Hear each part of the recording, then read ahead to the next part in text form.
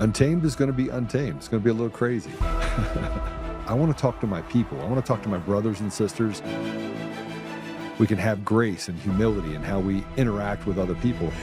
Oh, hot dog, look at you. And nobody talked about what's really happening. And let's have conversations about what truth is.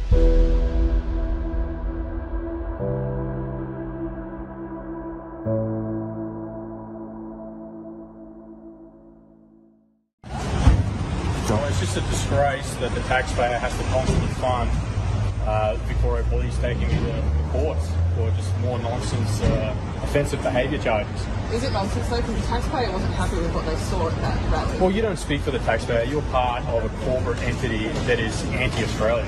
So you don't actually speak for the Australian people. You're a nefarious agent of the mainstream media. So I think you'll find the average Australian does not want thousands or millions of illegal Indian immigrants staying in the country. And that's what we were protesting against. There were thousands of self-entitled, despicable people that think it's their right to be a part of our nation. And they were protesting outside Tony Burke's office, who, might I add, deported healthy, wholesome white families from this country. Shut up, you fat dork. Film this fucking loser. Look at these freaks. You're a fat, disgusting dork. Shut the fuck up. Anyway. Tony Burke, no. Every time you're out here, there's drama. There is always drama, but it's not seeking attention to me, it's seeking attention to the issue. And the primary issue in Australia and the whole Western world is white replacement. That is the primary issue. That's the only thing we actually want to talk about. And you're looking at your phone, you're looking how to change the subject, because the media do not want to talk about this subject. They don't want to talk about white replacement. We want to reverse the process. We don't want Australia turning into a third world country. We don't want it turning into India. We don't want it turning into Sudan. We want it to remain Australian. That is the primary issue. And you always want to change the subject and attack the man. You don't want to play the important game. You want to attack the man. You don't want to attack the idea. You don't want to touch on white replacement. You want to touch on my personal behaviour. Not guilty. Thank you. Done. Oh yeah. You. You're scum. They don't want to talk about the big issues. What they want to talk about is, are you guilty or are you not guilty for this minutia that doesn't matter? We protested foreign immigrants that are demanding that they stay in the country, and we protested that. We said you shut the fuck up. We said that was self-entitled, that it was disrespectful, that it was anti-Australian. And we said an ancient Australian proverb, off with fool. And they want to take us to court and put us in chains.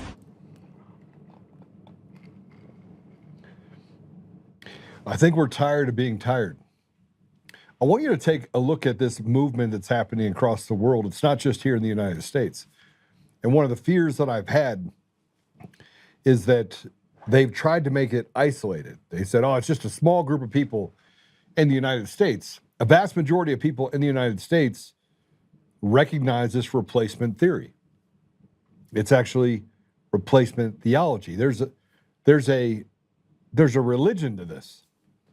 You look at Australia, Europe, France, and inside Europe, you still look at Ireland, France, Germany, Scotland. Everyone is tired of them taking from us what was never theirs to take. And what's more important is that they want to attack white people. It's white people. Sorry, that's what it is. You have people in this country, and by the way, most black people would agree with this. Most black people, most normal black people, most normal brown people, most normal Asians, most normal people who have a brain would agree with what I'm saying. White people are under attack, and they have created, now, at the same time they're under attack, I just want to point out something. The same time they're under attack, you have a country that is white that is saying, we're not white. We're our own color. It's like color now comes in different,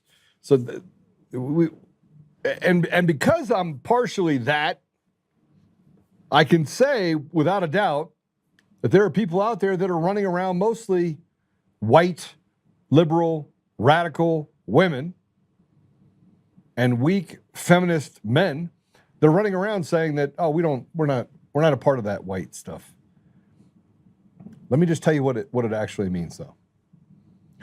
If you're a black person and you have values, you're called an Uncle Tom. If you're a Hispanic that has values, you're called confused. If you're a white person that has values, here's the common denominator between all of those people: Christian. See, white people are predominantly Christian, but you can't come out and attack Christians. You're not allowed to do that, right? That would cause an uproar.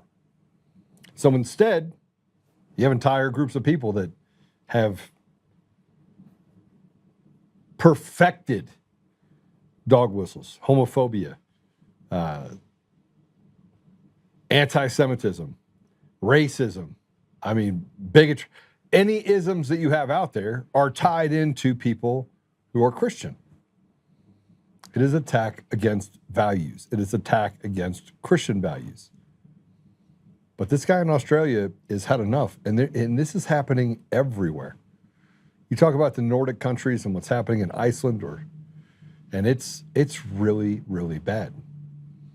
You have a vast majority of people that, frankly, are boiling at a rate that is just not good. People in the UK, they're meeting in backdoor pubs, trying to figure out how they can stay legal and still fight.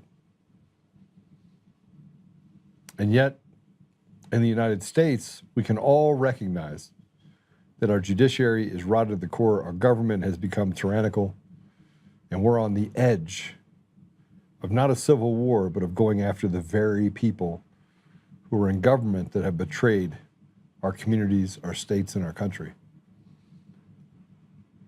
The courts rule in favor of immigrants in the name of exclusivity and diversity instead of supporting fundamental law. They make it a right that people have to give to them what is not theirs to take.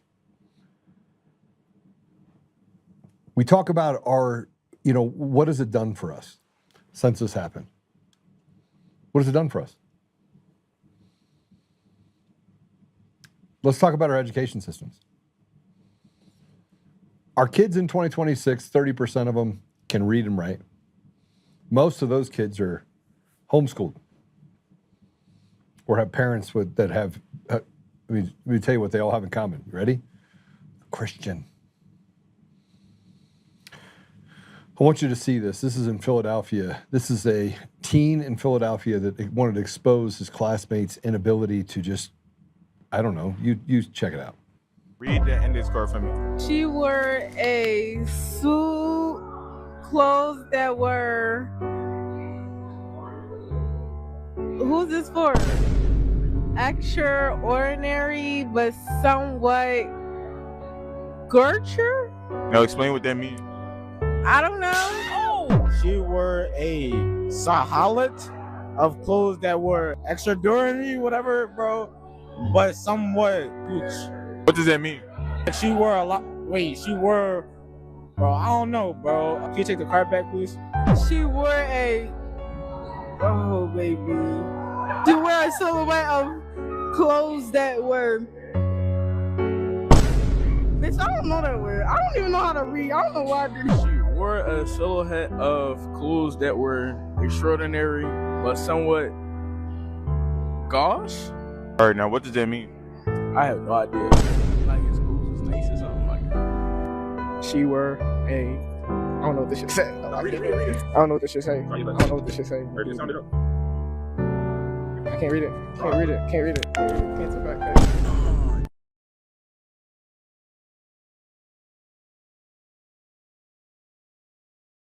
A part of you wants to laugh.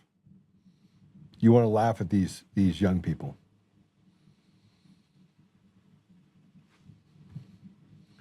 That's the Democrat Party. The Democrat Party that's owned by the Democrat Socialists of America, that says that if you're going to go into a position, you now have to pledge your fealty to the Democrat Socialists of America, who want your kids to turn out like these kids. These kids should be able to sue the living crap out of the school system for what they've done to them. This is abuse, and the parents tolerate it. And what's worse about that is that we have people, let's just I want to bring it down to Colorado real quick.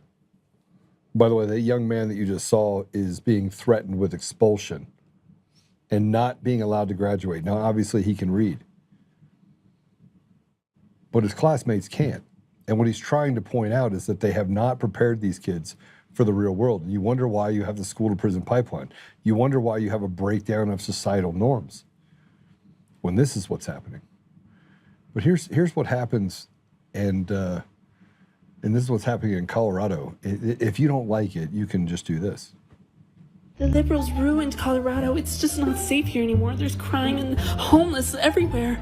Everywhere. Can you just move to Arkansas or something? I don't know why you guys are so triggered by everything in Colorado. You guys don't enjoy Colorado, just move. I hated Nebraska and I moved to Colorado. Also, I've been downtown a million times. I've never been in a situation where I think I'm going to,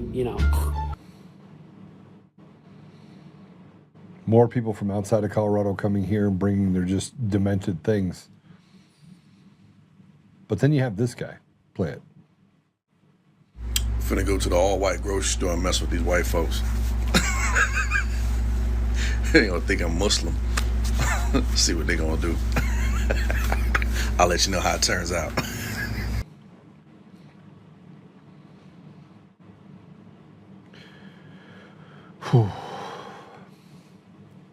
An all-white grocery store. Anybody ever seen one of those? They don't exist. You certainly don't see an all-white Costco. And anybody that's been to Costco knows exactly what I'm talking about. We are, before I got on today, because we have some great guests, I'm going to go through that stuff with the guests. I said to myself, every day that I get on the podcast, I try to tell things about people and things that are going on out there.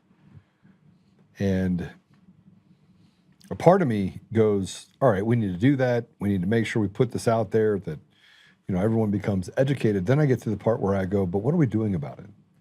And one of the things that I've been really good at is solving problems, like going in and working the problem. And this problem is so big that we thought we'd solve it. I mean, I spent 6 years on the road, going out and going from state to state, putting over 1 million miles on an airplane. 1 million miles. 1 million miles. And you'd say, Joe, come on, you can't be serious. All right, let me show you. I think it still shows over 1 million. Yeah, here we go. Here you go. I don't know if you can get into that. Can you get close to that?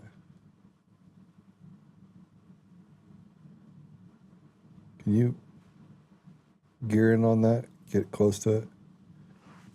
Is it going to let you? It's not going to let you, is it? There it is. Oh, almost did it. Let's see if I can show you. It's not letting me. It's not going to. Come on, this is crushing me. It is. It won't even pick it up, will it? Oh, here. Put it right here. Does it pick it up now? No? Okay. It just did it. It almost picked it up. Okay, let me just read it to you. 1,025,636 miles over the last 6 years. It was actually more than that. So it's probably closer to like 1.2 or 1.3 million miles. And that was from just literally flying everywhere. And yeah, I picked United, and that's where I've stayed.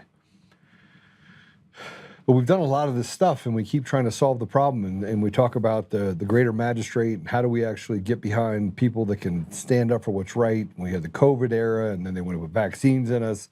And every single time there's a portion of our countries, because you saw what was happening in Australia, They keep standing up and fighting against this, and a vast majority of people sit back and they're like, I'm just going to take it on the chin. I'm just going to take it on the chin. I just need to make a paycheck.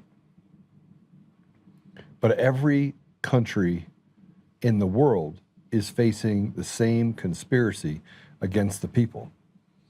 They didn't just wake up one day and say, okay, we're going to have this replacement theology in all these states and all these countries. They planned it.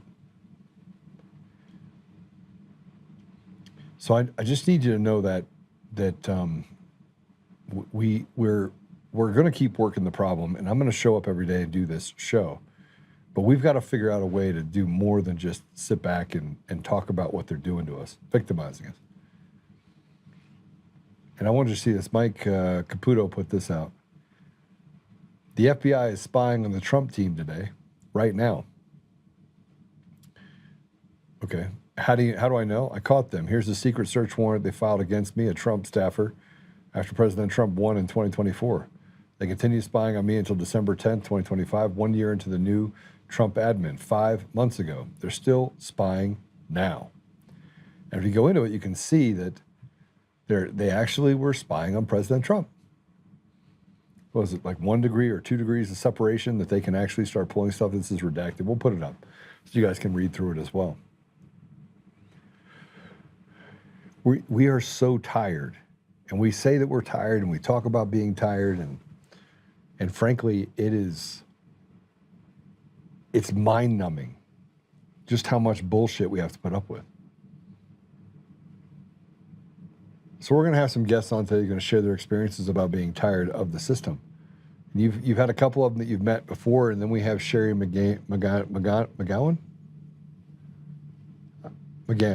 that's going to be on as well. You've met Steve and Mike before.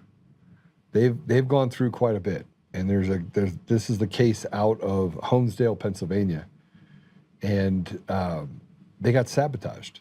They had a great business idea. They went in and purchased a piece of property. They did everything right, and now they have a settlement. So they went to court, fought it all the way through, paid for it, mortgaged their house, did all sorts of stuff. And we've been able to find, I think it's at last check, it's like 23 or 24 people that they're doing the same thing to in the city. And they basically are just doing whatever they want to the American people with impunity. And the amount of times that I've gone through this, and now I want to remind you guys, we have a sitting judge that is coming forward. We're in this negotiation stage right now of how do I protect the identity of that person. And then we have previous judges that were on the bench that have a lot to say about how rotten the judiciary is. So I'm going to bring them on real quick. We'll get an update on the case that they're going through, but they have them dead to rights. They have them dead to rights, and they're trying to steal a nearly $4.7 million verdict.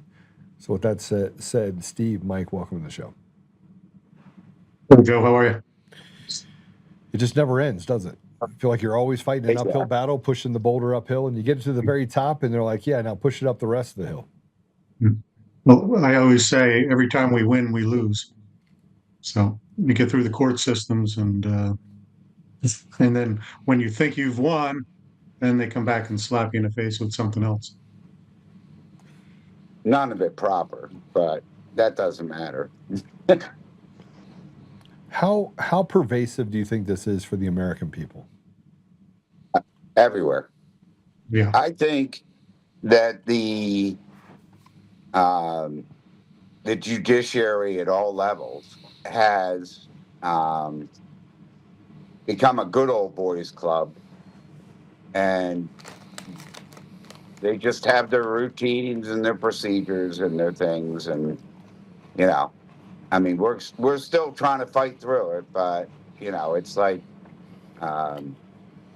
trying to pull teeth from a tiger.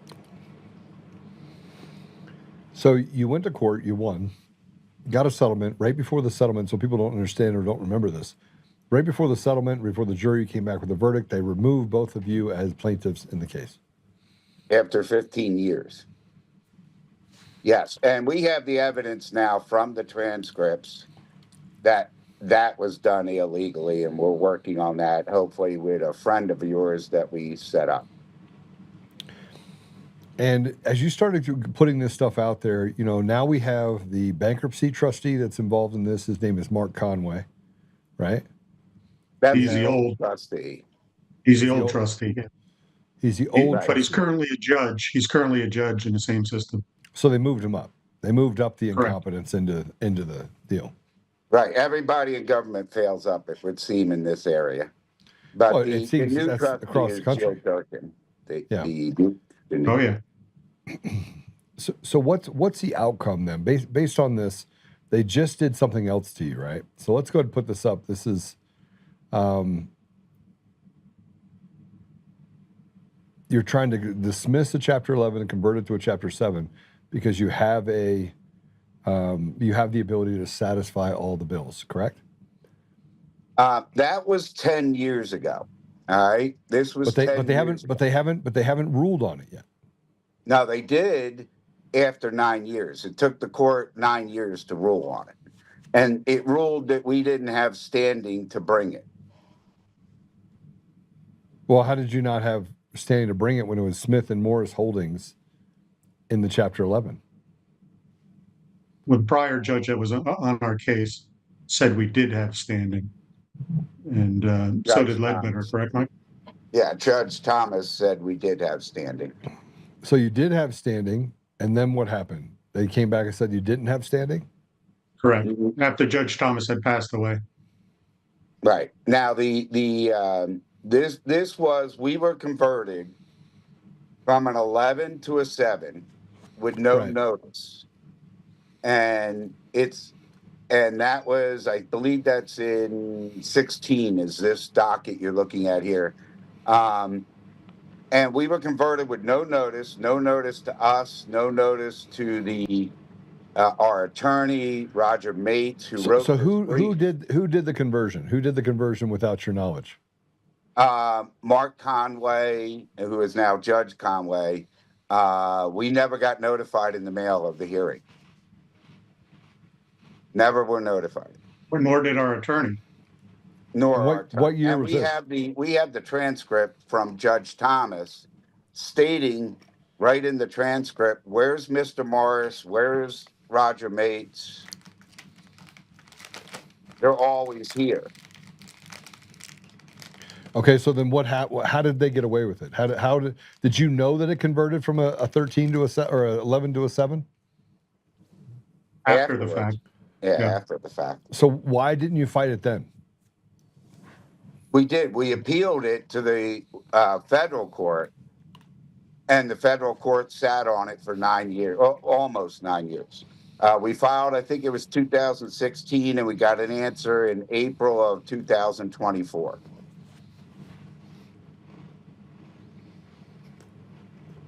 And so where does it sit right now? Yeah, see. We're in a 7. You're in a 7, but you're trying to convert it now back to to 11. Well, right now we're just trying to fight to keep our investors into this because they're trying to remove all of them as well, saying they don't have legitimate claims. Well, what they're trying to do is cram down an agreement that protects the borough of Honesdale because of all the things that the borough did. They don't. The initial statement by Attorney Durkin in the courtroom on our first hearing was that, they didn't want Honesdale to go bankrupt.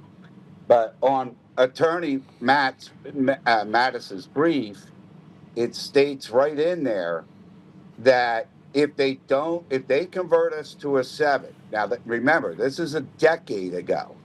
If they convert us to a 7, it is his opinion that they're going to control the lawsuits to hurt the creditors, to not pay the creditors, and to not protect anything that a bankruptcy court should be protecting. To enrich themselves. Yes, to self-enrich. And that's what happened in this last settlement. Because then they removed both of you from getting a settlement amount because you wouldn't agree to it. So they just said, we'll just take you off it. Well, no, that was during the trial. Judge Janine Edwards non-suited us, but we have the testimony from that trial, and in the evidence, it shows that she shouldn't have done what she did. But it was done for one particular reason, in my opinion, all right? And that is, Steve and I are not in bankruptcy. Correct. And if, with the judgment, Steve and I could independently pursue that judgment without the control of the bankruptcy court and the lawyers in the bankruptcy court. So you've and this is what I was talking to a friend of mine that I've connected you with, and that what I also took and dropped off on the DOJ's front doorstep. You can show a pattern in this that you can say, well, there's no proof, but there is proof. Tons of it. Tons of it. And the proof is that they're trying to self-enrich themselves. They destroyed a business venture for you. On top of destroying a business venture for you, now they're trying to steal the money that a jury of your peers found in favor of you, that they had breached the agreements and therefore they were liable. Correct. At the initial hearing with Judge Van Eck, the trustee's attorney, Jill Durkin, stated to, Judge Van Eck said to Attorney Durkin, there's a $2.6 million asset, we can, and she said, well, if we do that, they'll go bankrupt. And the judge said, what they do in the future is no concern to this court, which is exactly. And it shouldn't be right. Exactly. Yeah. I mean, and they're not going to go bankrupt because the township is, first of all, it has bonds, right? It's not going to go bankrupt. Well, not over $2.5 million. We can't get the information on that. How many city employees do they have? Probably under 100. Let's say it's 50, right? That means they have taxable revenue that comes into the organization, right? Correct. So they may have to tighten their budgets and do all that things, but they're not going to go bankrupt over a $2.7 million. Well, here's the best part. It was stated Honesdale can't afford it, okay? But there was an audit done that they sponsored through the state that showed for the last 6 years, which we have the documented evidence, and it's been presented to the court, that they've been running surpluses of $500,000 or better. So then how can they say they're going to go broke? There you go. That's a good question. That's Jill Durkin. Ask Jill Durkin. Well, there's more to this because there's things that I haven't talked to you about yet prior to you coming on here that I know that you guys don't know, that you're not aware of. And we're going to let those bombshells kind of drop after the show. What's the outcome that you want? If you were talking directly to Honesdale, what is the outcome you want? Because you have a verdict for nearly $2.7 million. You have an interest payment as well, a penalty payment that is still in the Court of Appeals, correct? Correct, for $1.7 million. 1.7. So you have a total of 4.35, almost 4.4, right? Right, correct. The amount of debt in the Chapter 7 bankruptcy is roughly 1.3 million, correct? No, it's like. No, it is, because you have investors. You have investors in this I'll deal that let get paid. Steve handle this one. So, I mean, I read the entire document and everything else, and I'm trying to catch everyone up. But it is about 1.3 million if you made the investors whole, correct? Steve? No, if the investors were made whole, we're all talking about who is a legitimate claim or not. And Jill Durkin says the only legitimate claims in that bankruptcy are currently $11,000. So, I mean, she could dismiss all the dime banks, and they can dismiss all the creditors because they're not legitimate claims if they wanted to. But they're hanging on a dime bank and just getting rid of the small. And we've had some major questions about. Hold on a second. Time. But it still is about 1.3 million if you count all the creditors or the investors. Well, from the initial claims, yes, that's a correct figure. Here's what I'm trying to do. I'm trying to give you the path forward. If you're talking to Honesdale, because they're going to watch this, right? They're going to watch this, and they need to know some really bad stuff's about to happen to some of the people that work there. I mean, legally, they've got some massive things to overcome because now we have other people that have come forward, and those people are singing like birds. And these are people that are inside of the apparatus or were previously inside the apparatus. Correct? Correct. All right. So what I'm trying to do is if you're talking to Honesdale right now, and you're talking to the rest of the state of Pennsylvania, they all know that this corruption happens because a number of people have come forward and said they just did it to me last year, they did it to me 3 years ago, they did it to me 5 years ago. Is that true? Yes. Okay.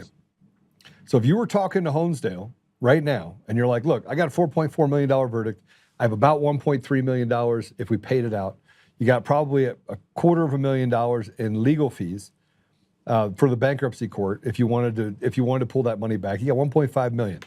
So legally, if you went back into the court, told the trustee that hey, this is what we're dealing with, we're going to reaffirm all of the debt, and we're going to pay it out in a structured settlement, and then we get to keep the rest of this money collectively inside the organization. Then you can make disbursements however you want, because the organization would not be under the purview of the bankruptcy court. Right? Well, we've tried to get out, but we can't. You filed a motion to get out of the Chapter 7. Not yet, no. Yeah, you haven't done that yet. No. We've been trying to talk and trying to get the other pieces of everything together to find out what has to be done with that. But the biggest problem right now is no bankruptcy attorney knowing this story, or anybody that knows the Middle District court system, is going to touch it. I mean, in the first show, Joe, you said when you talk to people up there, they consider this area the Bermuda Triangle. Yeah. So I'm trying to figure out what the rule is there. It's the rule of evidence 408B. So you can actually negotiate under settlement negotiations under 408B. That'll protect them from anything. They decide, okay, we don't want any part of this because it's about to get really messy. You come back and you say, here's what we're willing to settle for. Let us out of the bankruptcy. I mean, if you're asking, I'll say the same thing, and Steve can verify himself as well, so they have it if they're watching, and the other people in Honesdale and everybody in Wayne County are watching. It's a very simple thing. We just want to get back to ground zero, get everybody paid that should be paid, get back to ground zero, and I don't want to ever see you ever again. Yeah, but what about the other people? Because now it's gotten a little bit messier. You have lots of people that you have Phil Latham that they did this to as well, and they create procedural nightmares in order to make it impossible for you to get an outcome. Is that fair? Well, you also have, I sent you the article about the guy at the prison that just basically another George Floyd type of situation that just went down here. I mean, it's insane what's going on here in Wayne County. Okay, where is that? Do you guys have that? I texted it to you, Jeff. Oh, that's the one you texted me. Okay, got it. Yeah, that's the one I texted. Well, I don't have it in these documents, so I want to. Okay. I mean, the bottom line here is there's been Judge Thomas was a really good judge, and I believe Judge Van Eck is a really good judge. But there's been, as Judge Thomas used to say, there has been skullduggery in this thing from day one. Even since our initial suit, Joe, that we won for the slander against a local plumber there. You won a suit. Yeah, we won a $100,000 settlement from Nationwide Insurance Company. So we were legally represented, and our attorney sued on our behalf DBA is Smith & Morris Holdings, which has nothing to do with Smith & Morris Holdings. It was a personal lawsuit against them. So when we got involved in his bankruptcy, the only way the trustee could actually make it look legitimate was to put the lawsuit into the company name, Smith & Morris LLC. And I think we sent you the proof of that. I mean, we have the initial suit that was filed. Let's put this up. Let's put this up. I'm going to let you drive here. Put up image 1, if you would, please. Because I don't want to lose people in all this. This is the brief. The $100,000 nationwide dispute was on November 7th, 2016. Right. This is it, correct? No, you want to. No, that's the one that was changed. Oh, no, this is the one from. That's Mattis's brief. What you want to bring up is. This Mattis brief is very important too, because this was our attorney at the time. And he basically foresaw the future. I mean, if you read it, everything that he said in this brief is actually happening. They're trying to enrich themselves by jumping on the back, and they changed the docket, or I mean the heading on our lawsuit. They changed the plaintiffs on the lawsuit. Yeah, the plaintiffs. They changed the plaintiffs from Stephen Smith and Michael Morris to Smith and Morris. Trying to, eliminate us again, almost like non-suiting us 10 minutes before the trial's over. It's the same damn thing. All right, so let's look at this really quick if we can. So this goes through and talks about the fact that they're going to enrich themselves, which in essence is what they're trying to do through the bankruptcy court. So that money goes and is then distributed to whoever the bankruptcy court trustee is, his friends, basically. She or he deems worthy, pretty much. I mean, it was $100,000. According to the bankruptcy rules, but, they weren't followed on the first suit that we had, where they changed the heading on the lawsuit in order to grab that money as well. Now, this is speculation because they won't tell us if that was legal or not, Joe. We've been asking the question for a decade, and, was that legal for Conway to switch the heading on the lawsuit? Is a trustee allowed to do that in the bankruptcy court? Just change the heading on a lawsuit so it benefits you more? Oh, maybe it is. Maybe it's kind of weird. Go to image 6. Go to image 6. You put that up? There you go. Right. Here we go. Now this is the brief. Go ahead. Could you go down on that, please? Yeah. Right. The one on the right is the proper heading. All right. You got to go down on the order, and he has it spelled out in the order, which I believe is. I'm not doing a good job of describing this because I already have too much intimate knowledge, so I'm missing it for the people that are listening, right? So yeah. Let's go backwards real quick because I'm losing somebody. So people are like, okay, tell me the basis behind this. And I think that's important, okay? You had a company. You were instituting in essence, a joint venture that involved Honesdale, correct? Correct. Okay. You bought a building. You refurbished the building. They were supposed to make entitlements, payments. They never did. Correct. Well, they were supposed to release bond money. Yeah. Okay. So they never did that, which caused the shuttering of the business.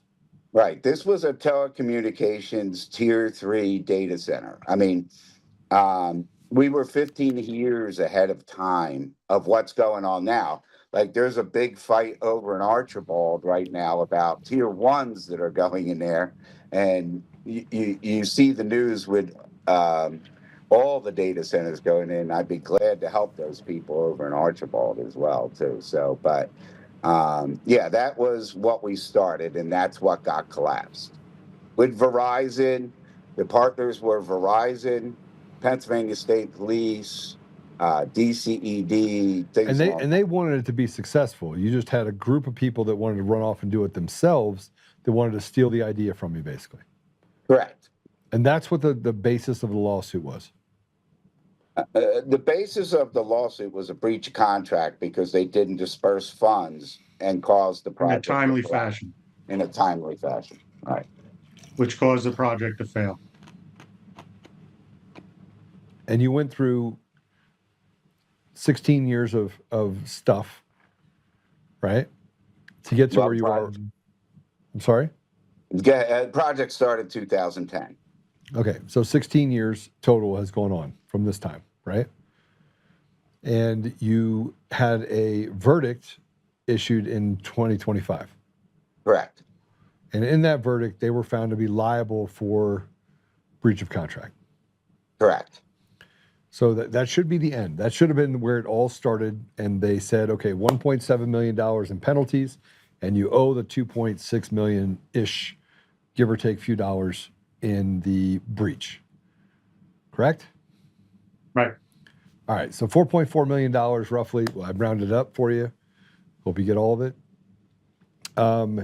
But right before they came back with these verdicts, they removed you so that you basically have a man on an island with a rudderless ship, right? Basically, they're saying that the organization itself now really doesn't have anything. And so that would allow for them to negotiate against themselves. Correct. And reduce that $2.6 million or the $1.7 million on top of it down to zero, and or take the money for themselves and just divvy up the cash. Well, it's even more interesting than that. Besides removing us, because I say it's my personal opinion is that it was about the going after the judgments, because Steve and I could have gone after the judgments independently. But also, they reduced the settlement that they're talking about right now is $1.2 million, which is $200,000 less than the jury found the building to be valued at, and awarded 1.4 for the building in that 2.6. So they're actually discounting real estate as well in this whole thing. That's all in the transcripts. We have the transcripts. We have all of it. But the work was already done on the building. That's what the investors' money was put in towards, was making the building usable, correct? Correct. Correct. All right. So you have, and then they sold the building back after the improvements were made to the very people that you actually bought it from. Correct. And this brings up a great little ditty. We purchased the building for $165,000. Right. Put roughly $1 million into it. It was a brand new building at that point. 3 structural failures that had to be corrected. Everything else, I mean, it was a brand new building when we walked out of there, minus a fire escape and some minor other jobs inside. The bank forecloses on it and sells it at sheriff's sale for $127,500 to the realtor that sold it to us. And how much money did you put into the building?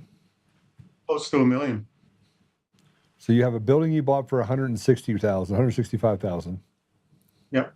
They sell it for $40,000 less than that to the realtor. And yes, you had put $1 million more into the building. Right. And the realtor, I believe, is brothers to the judge that sat on our case. One of the judges. Stop it. Stop. Go back. What did you say? This, from what I know, the realtor that bought it from the bank, brother, is a judge that sat on a portion of our case. How is that even possible? You tell me, Joe. And if we only knew. Good old boys. So I want everybody to understand this, because I think they're people are going, well, how does that affect me? These judges have acted with absolute impunity. The attorneys have acted with absolute impunity.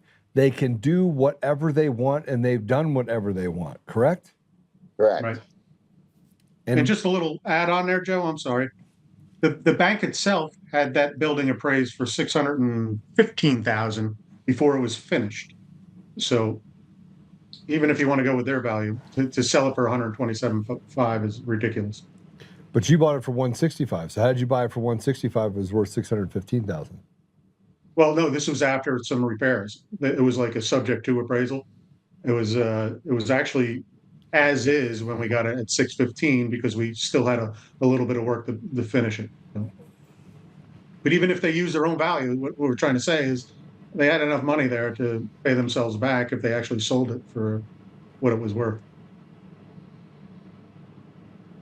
You know, in Chicago or in DC or in New York, what would have been the resulting outcome of this would have been cement slippers for someone. I'm just going to tell you, that's. Yeah. So you guys have been gracious and walking this path. But prior to having a conversation with me, you never reached out to the DOJ, did you? Yes, we reached out multiple times. Who'd you reach out to? The AUSA? No, the trustees, and we've actually been in they actually got That's not back the to us DOJ. recently. The Right, trustees are not the DOJ. You reached out through the judiciary, but did you reach out to the DOJ? I thought you said you had, Mike. I don't know. FBI. Well, the FBI is not the DOJ. Well, I mean, in essence, it's it's the end around. It's the stick of the DOJ. But I mean, we did talk to the Washington office of which the U.S. trustee program falls under the DOJ. And we did talk to them, and we've been recently contacted by them as well. Yeah, I bet.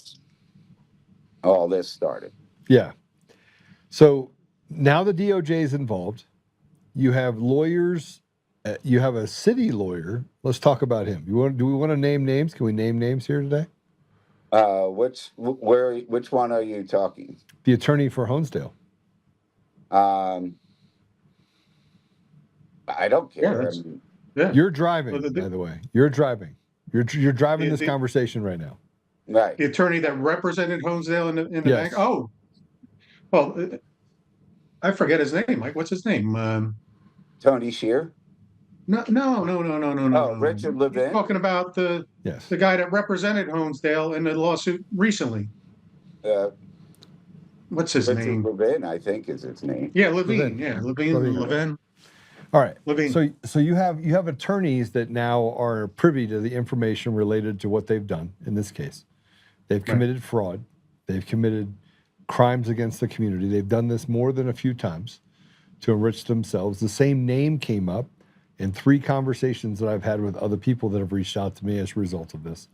Same names, same documentation, same outcome, right? So what makes this more interesting is that you guys went to court just a week ago. And what I want everyone to understand is that the rot that we're talking about right now that is in Honesdale, in Wayne County, is so pervasive in that county that people hardly feel like they can. It is do whatever they. It's like a crime family. Would that be a good assessment? Yeah. A legal cartel is how I would categorize it. And they all get together, and they basically go after people who have money that they can basically steal either ideas or steal assets from. Correct? Yeah. And they even took Mike's plans to build a data center, and they're trying to run with that as well. So, I'm the tech guy. Yeah, but they tried to do this thing. They couldn't get it done, right? I mean, they basically tripped over themselves over the last. It's like giving someone an etch-a-sketch or of how to draw something, and they just didn't follow the left-right. Well, here's the funny part. They threw another $2 million into it, which would have put us way over the top, and it would have been fully functional by now. Okay. So you have a signed agreement, though. Let's go through this because I see the litigation funding agreement, right? Let's put that up. Right. Put up 7.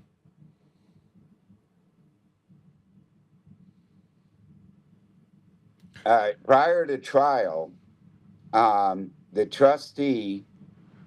This doesn't tell me anything, guys. Do we have can we scroll on this? Okay, good. Yeah. All right, go ahead. Keep going. Keep going.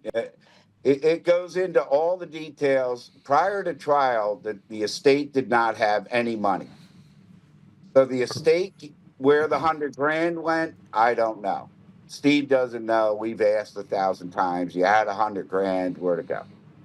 We got answers that were not answers. It went here, it went there, but we need timelines. Could we been out of bankruptcy with that $100,000 is what we were looking for. But this agreement, they didn't have any money to proceed with the trial. So because we had another agreement prior to this about the nationwide money that they did not honor, we went to this agreement and we put a second agreement together to basically state for funding the trials and all the litigation that got us here, it was a litigation and disbursements agreement. All right, stop. So go ahead. And Ronald Bugaj. Bouget was our attorney at the time, but now he switched teams. He's over. He was representing the bankruptcy against us. So, well, how does he do that? How does he do that when in here it said that he has a 1/3 payment for all recoveries? That's the agreement he made with the trustee. So we had terminated him way back when because we saw. I mean, Ron Bouget, don't get me wrong, is a great litigator, but he knows how to play the game, I believe, in my opinion. And everything looked great at both our trials with him on the floor. And then you always got to wait for the last shoe to drop, because when it drops, you get screwed. And it happened both times with him. So, okay, keep going. All right.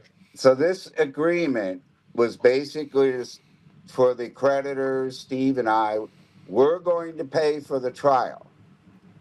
And for paying for the trial, you're going to reimburse us for the costs. And you're going to give Steve 1/3, me 1/3, and the company 1/3. All right. The 3 plaintiffs in the case. And there were 3 plaintiffs in the case. The court, the opening of the court, the opening of the defense, and the opening from Laura and Ron Bouget, they all said 3 plaintiffs, right until 15, 20 minutes before the end when they threw us off, which, by the way, they never even told the jury we were thrown off. Okay. All right. And it was to divide the proceeds, and then once the trial was over, they waited past the appeal period where we had a fully signed agreement. They waited past the appeal period, even though the trustee's attorney said she signed it on the 12th. She didn't contact us till, what was it, the 27th or something of the next month? Or yeah, it was. By the way, I'm not going to honor the agreement. And we were good with this agreement, Joe. But everyone signed this agreement. Correct. So this agreement was signed. You have a signed agreement. You have an executable agreement with the court, where everybody agreed to it. Except you didn't have judge approval yet. Everything has to be approved by the judge in the bankruptcy court. Yeah. Other than that, yes, everyone had signed. So then why didn't it go to the judge for approval? She waited. I guess she played our attorney. And, because our attorney must have thought it was a done deal, and waited and then said, we're not going to submit this now. Since we were non-suited, we don't need an agreement with them anymore. So. To steal the money. Yeah, of course. And then so that you have two things here. One, you have a breach of contract, and you have a material fraud, right? Correct. On its face. Because the fraud is because they said, we got you non-suited, so therefore we don't have to honor this to begin with. Even though this settlement agreement, the transcripts show the reason she non-suited us is not supported by the testimony of the trial. And that's the same person, Joe. Same judge. Same You know judge. who she is. Well, let's say her name.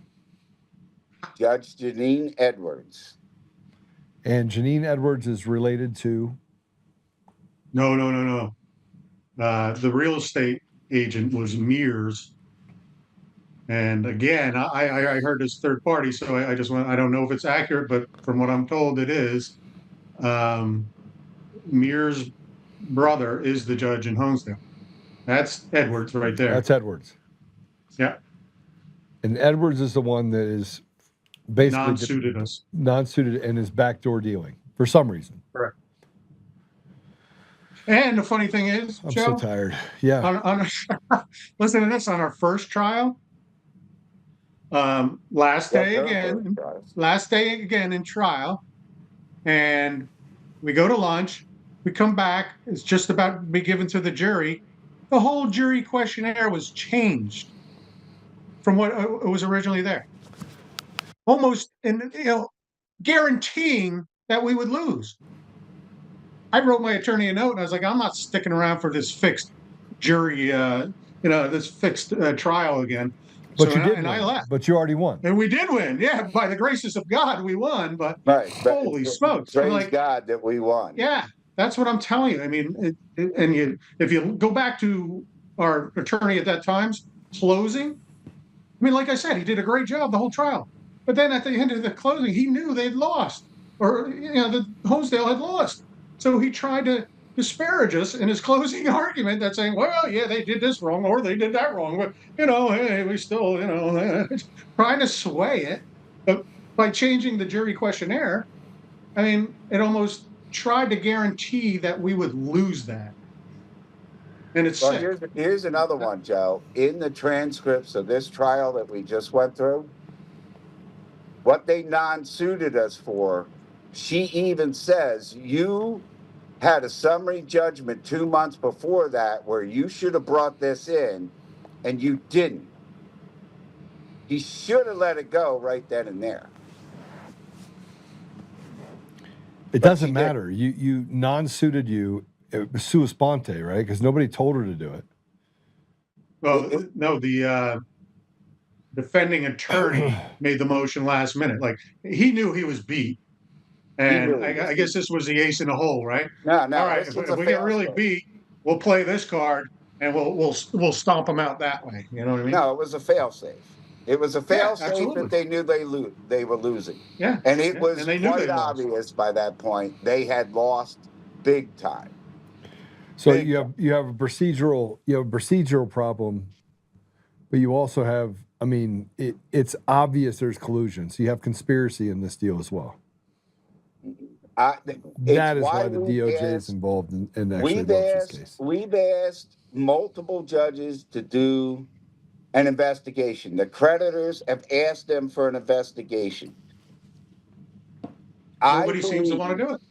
Nobody. Well, no, the DOJ is very interested in this case. You were just contacted. All right. So they are interested. I mean, can you imagine how many people are being treated this way up there?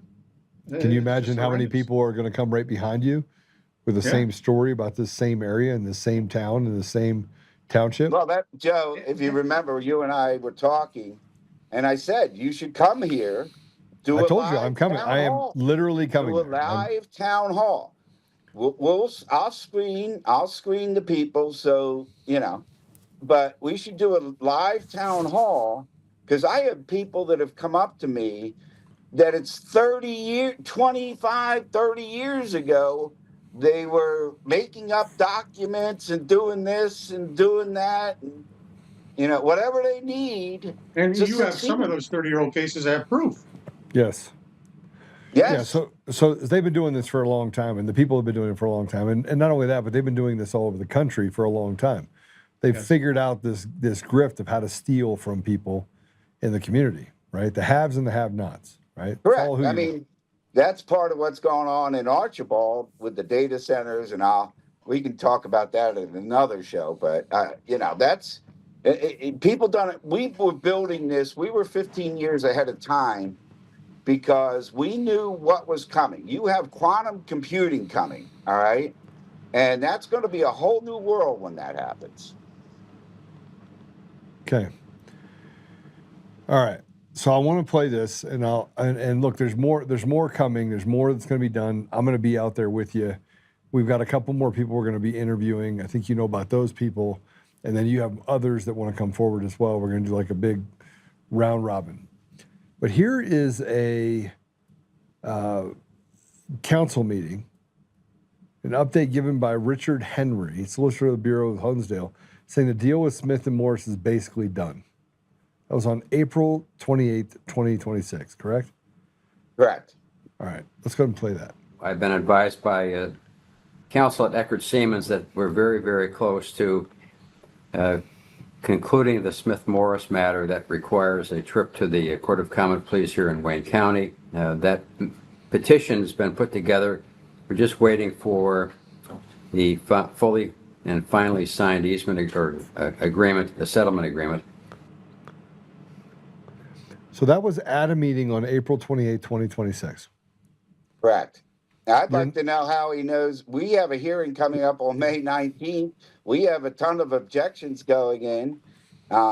We may even have, a demand for a criminal investigation. Who knows? Yeah. I think that's what we're working on right now. And not to give Honesdale, here's what's going to happen. I'm gonna have another conversation with Levine.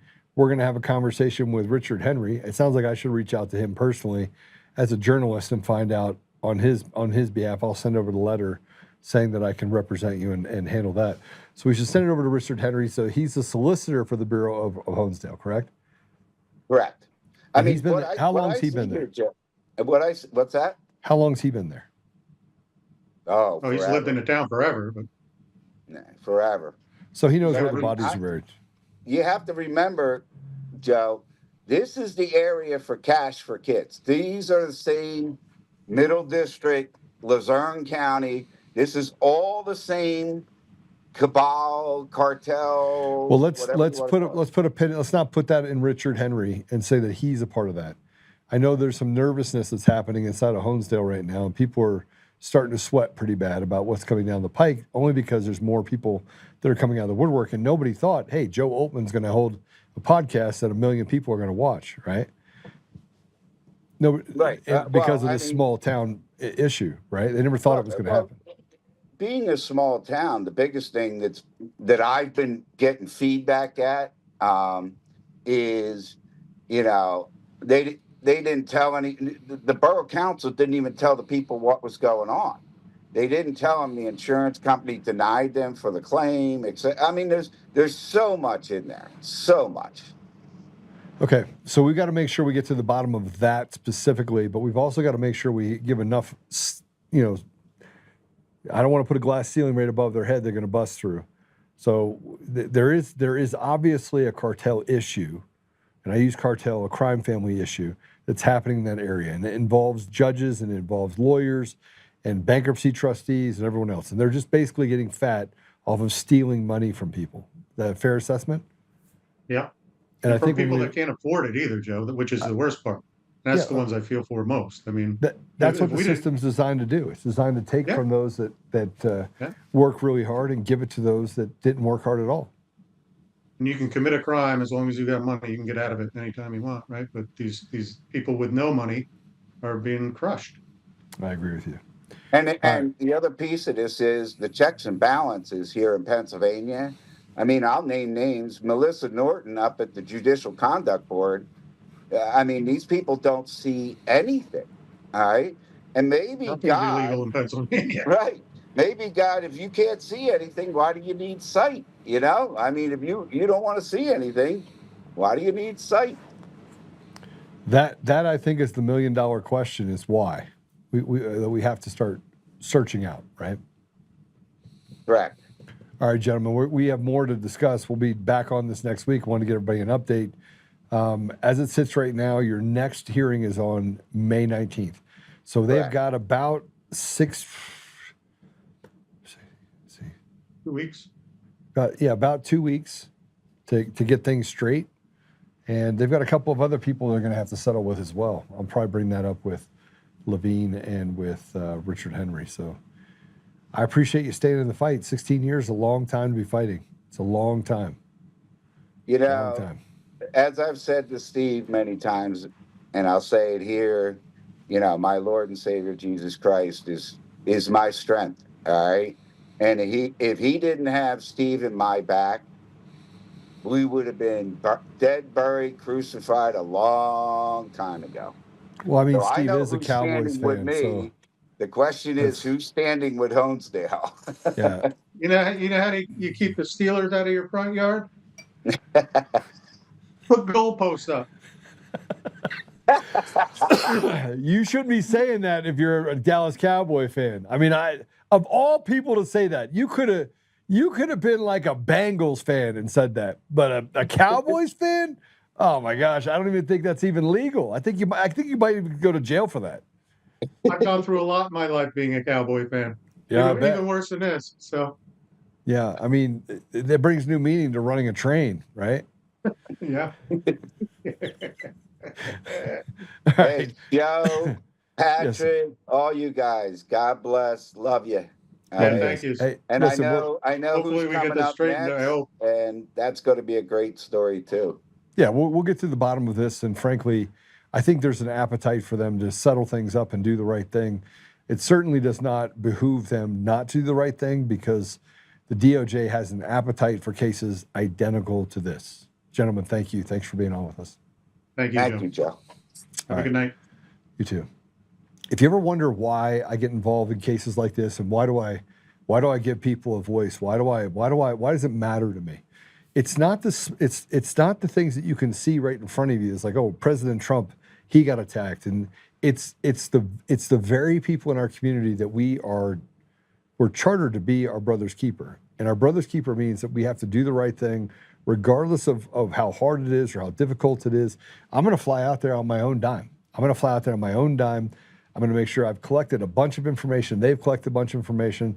And I had a friend that said, Joe, why are you doing this? And I go, because I can. Because it's not right. It's not right for them to destroy people's lives and act with impunity and get away with it. It's not right. And sometimes you just have to stand up for what's right. We're going to take a commercial break. When we come back, we have our next guest. And boy, is there a lot to discuss. Man, where do I start here? Well, let's start with this. Number one, everything is a mess. Everything's a mess. And if you think that if you think that it's isolated, you think that there's some sort of isolation to the amount of fraud, waste, and abuse that's out there, there isn't. So let me tell you about Sherry. She's a highly experienced commercial insurance and risk professional. Career was built on understanding and mitigating institutional threats. Her story involves the total devastation of her Maui development project, her Colorado family home, and her business interests through what she identifies as the coordinated systematic of exploitation. This whole thing was enough to make you sick. So they weaponized the legal system, specifically citing a calculated combination of fraud and bankruptcy abuse, fiduciary failures, and judicial protection. And as you look into it, I was like, you've got to be kidding me. This can't be. Now, a normal person would look at it and go, what in the world? This can't be real. Anyway, we'll be back. We will be back with Sherry after an extended break. We got to get her set up. We'll be right back.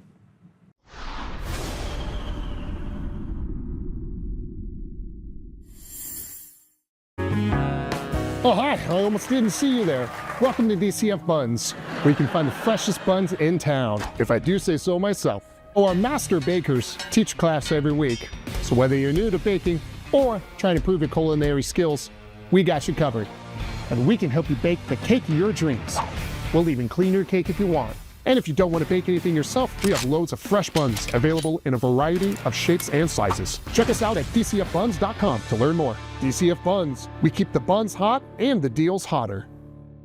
Buns. In every thread, in every stitch, Honor-Bound USA weaves the fabric of the American spirit. It's not just apparel, it's a testament to God, family, and country. At Honor-Bound USA, We're a family of patriots who put our faith, family, and America first. When you visit our website, you'll find a line of products that embody our commitment to pray, stand, speak, and act. As the official site for the Untamed podcast, all of our products proclaim speaking the truth with courage. We also have the powerful documentary from Professor David Clements, Let My People Go. Identify yourself as one of the few who are willing to stand for what they believe in. Join the Honor-Bound USA family today. Wear it as a badge of honor, commitment to the values that shape us, and a pledge to the bright future we will build together. Because when you're honor-bound, you're not just wearing a brand, you're embodying a lifestyle.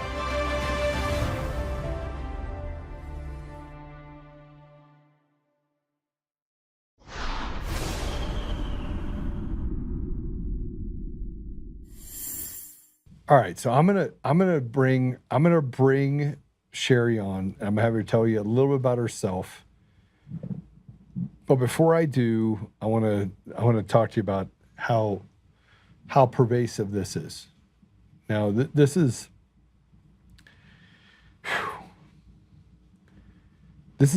a case study on how you can just look at modern institutions can be used to bypass constitutional rights. In other words, they can use procedure and get outside the realm of what is fair. I mean, we should have a system that's based on just institutional fairness. And it's not a fair system. It's not a just system.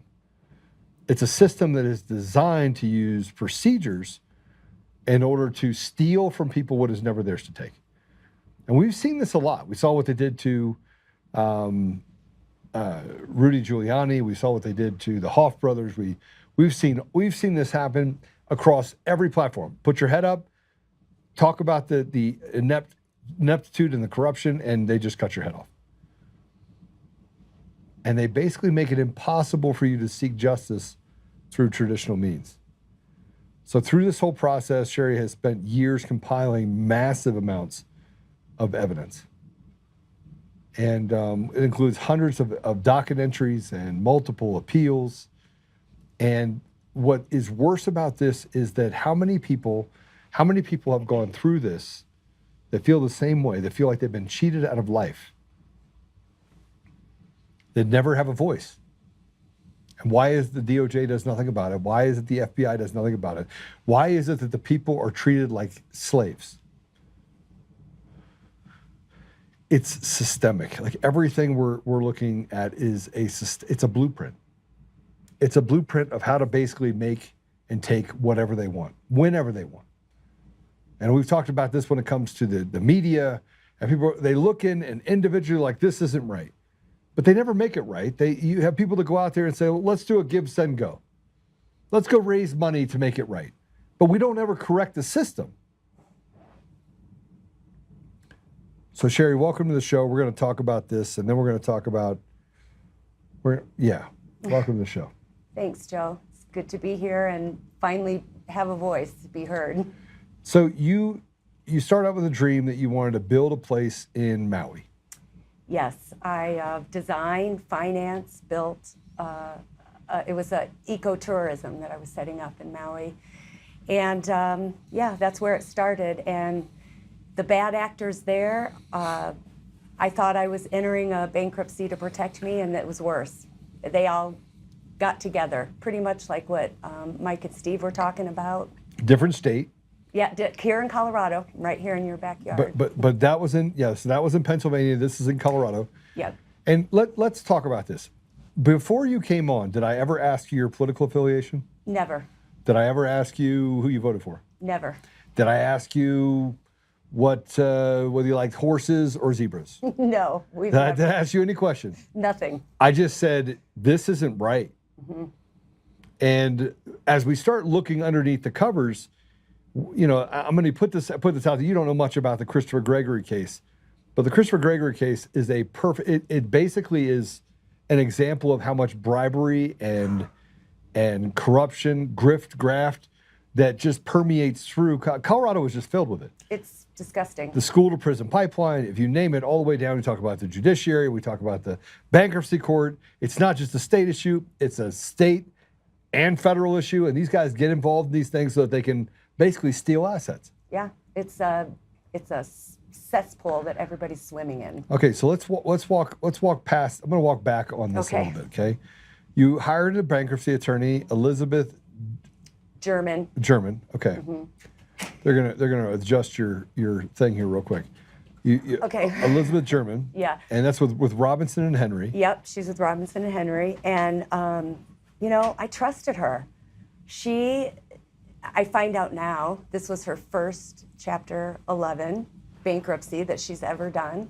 Okay. I have millions of dollars in assets, 3 properties, 2 in Colorado, 1 in Hawaii, and she handed me a book and said, "Till debt do we part." I wrote this for Robinson and Henry. I got your back, I'll help you. And I trusted her completely. And she left me in 2022. Okay, so this case goes back to 2020. Actually, it goes to 2019. 2019, okay. But the case was assigned in, looks like January of 2020? That was the Chapter 7. She moved me from the 11 to the 7. Why? Well, she said the world's shutting down. COVID hit. My ex-partners locked me out of my property in Maui. They forged a document, said I gave it away. Just said, here you go. You can have it all. No consideration of money, nothing exchanged. And did you sign that document? No, I did not. Okay, so but she was having conversations with them too. Oh yeah, she. Well, we found out now it's 2026, but back then, I thought, so naive, that the system was here to protect me. I had all the documents. I'm a risk manager. I had insurance policies in place. I had manuscripted endorsements to cover construction defect. It was so easy. I mean, I could have made it so easy, but I got this trustee assigned after Elizabeth Germain took me. Of course, we watched the docket. She said, and she's right, all of the trustees are horrible in Colorado. There's not many. You got to try to get the best of the worst. The best of the worst, yeah, exactly. And so after several months. It's funny how those trustees, by the way, many of them come out more wealthy than when they went in. Well, I have $6.2 million on my AB schedule. No one has shown me any accounting. I've been to the DOJ. It took me 2 years to get a $53 million bond because I don't understand how trustees aren't even required to carry E&O insurance. They should be. Well, I mean, a business has to. I have to as a professional, but she doesn't even have to cover herself. So it took me 2 years fighting with the DOJ. I finally got her bond. And it's been 2 years fighting since then. It's okay, so let's go back because I want to be very clear. We just talked about a case that, frankly, is going to go through the DOJ. We have some people that are in real trouble in Honesdale, in Pennsylvania. This case is in Colorado. Colorado is probably one of the most corrupt judiciaries. The judges are worse than I think they probably are some of the worst in the country. Matter of fact, I know they are because they were appointed by a guy named Jared Polis. Oh, yeah, he didn't help me at all. I've sent him years of letters, please help me. They're taking my home. Well, let's go back to this. This is 2014. You bought 4 acres in Maui. In the Kanapali Coffee Farm. Okay, so let's put this up there if we would. This is the property itself. Okay, yeah. So it's listed on Zillow for $2.8 million. That's it right there. Yep, that's it. All right, and that's the renovation that was done? Well, I built it from scratch, actually. It was 4 acres I bought. I subdivided the property. I do have architectural and engineering experience outside of, being a risk manager. So I did design that. I have a company called Celestial Properties. Okay. I designed it. I built it. I financed it. Every plant you see, I put in that ground with a pickaxe myself. Okay, so that was in 2014. Well, 16 actually is when I started it. Yeah. Okay, but you bought the property in 14. Right. You started building in 16. Yep. In 16, you were building a mushroom farm for ecotourism. Yeah. Called Maui Mushrooms and Microgreen. That's what it was going to be. Yep. Okay. You built a barn and a cottage. Yep. So you have the builders and your boyfriend. Well, builders that's a funny story. I realized that it is true. I was actually catfished. I didn't know that was a real thing, but it is. And there was a man, his name is Roger Swanee. He lives in Canada, and he just targeted me and made me believe that we had a relationship. And I was in the middle of building my project. I'm independent, successful. I thought, what a great relationship. I got a guy in Canada, I'm here, we can get together and date, perfect. Next thing I know. Did you ever meet him? Oh yeah. We met. Was he really the person that he said he was? No, he's fake. Everything is fake. He had no property that he said. Did he ever look like he looked like online, or okay? I thought maybe. I thought maybe. It wasn't it wasn't an online thing. Okay, what? Okay. No. I was in New Zealand and I met him. I was there on a trip and I met him. He was with the Canadian rugby team supposedly. I don't know. That's Turns out not true. No, nothing he said was true. We dated, and then the next thing I know, he's suing me in Colorado for being married and living here for 9 years with me. I've got the Homeland Security involved. I've got so many people involved. Everyone's like, oh, sorry, it's civil matter. Civil matter. But it's not civil matter. It's theft and it's fraud. Thank you. And the court should have stepped in and gotten involved based on those parameters. Well, we did at some point. I did win $148,000 judgment after taking him to court for 2 years. The trustee never collected it. In fact, she blocked me from collecting it. But yeah, this is a complicated story, Joe. Okay, so you went from that to you saw business opportunities with Tiger Technologies. Yeah, so. Tell me about that. Okay, so this man from Canada who. What's his name again? Roger Swanee. I think that's what the name that we have on documents. I don't even know if that's a real name. I had clients here in Colorado, Tiger Technology, and I had insured them for 10 plus years. They do $100 million a year in receipts, big company, you know, I trusted them. And they knew I was friends with the CFO. Her name's Kathy Knutson. She knew what was going on. Okay. She said, oh, we'll save you. We'll save you. And her and Mike Shadinis, who is the head of Tiger Technology here, flew out to Maui in 2018, looked at my property and said, yes, we're going to step in and save you. In fact, now, this wasn't a handshake deal. I spent $20,000 on an operating agreement, a mutual of understanding, an LOI. I mean, I'm not a dummy handshake here. Right. Who was your lawyer for that? Michael Kerrigan from Holland and Hart. I'm not going to say another word about Holland and Hart. We'll have to talk offline on that. Okay, so keep going. Yeah, they wouldn't help me afterwards, but anyways, they did draw the contract up. So I just am so naive. I trusted them.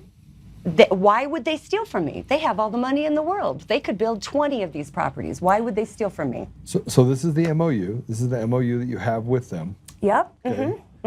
And this is what did you get and what were you given? Okay, so I had already pretty much developed this property. When I bought it, the 4 acres, I subdivided it into 2 lots. Okay. And the lower lot was my cottage, a 900 square foot cottage, and I did a barn, 44 by 44 feet. Okay. And I built a basement. I was the only basement in Maui until Oprah copied me. Well, I know that that's a fact. Yeah, I'm telling you, I flew Colorado concrete out here from Colorado to pour the basement. Stop for a minute. Stop. Go down a little bit. I mean, up. Sorry, go up a little bit.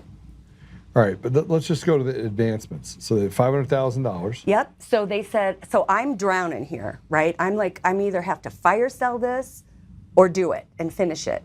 And they said, nope. We want to step in. We're going to build a main house on the top lot. We're going to infuse $2.5 million into the project.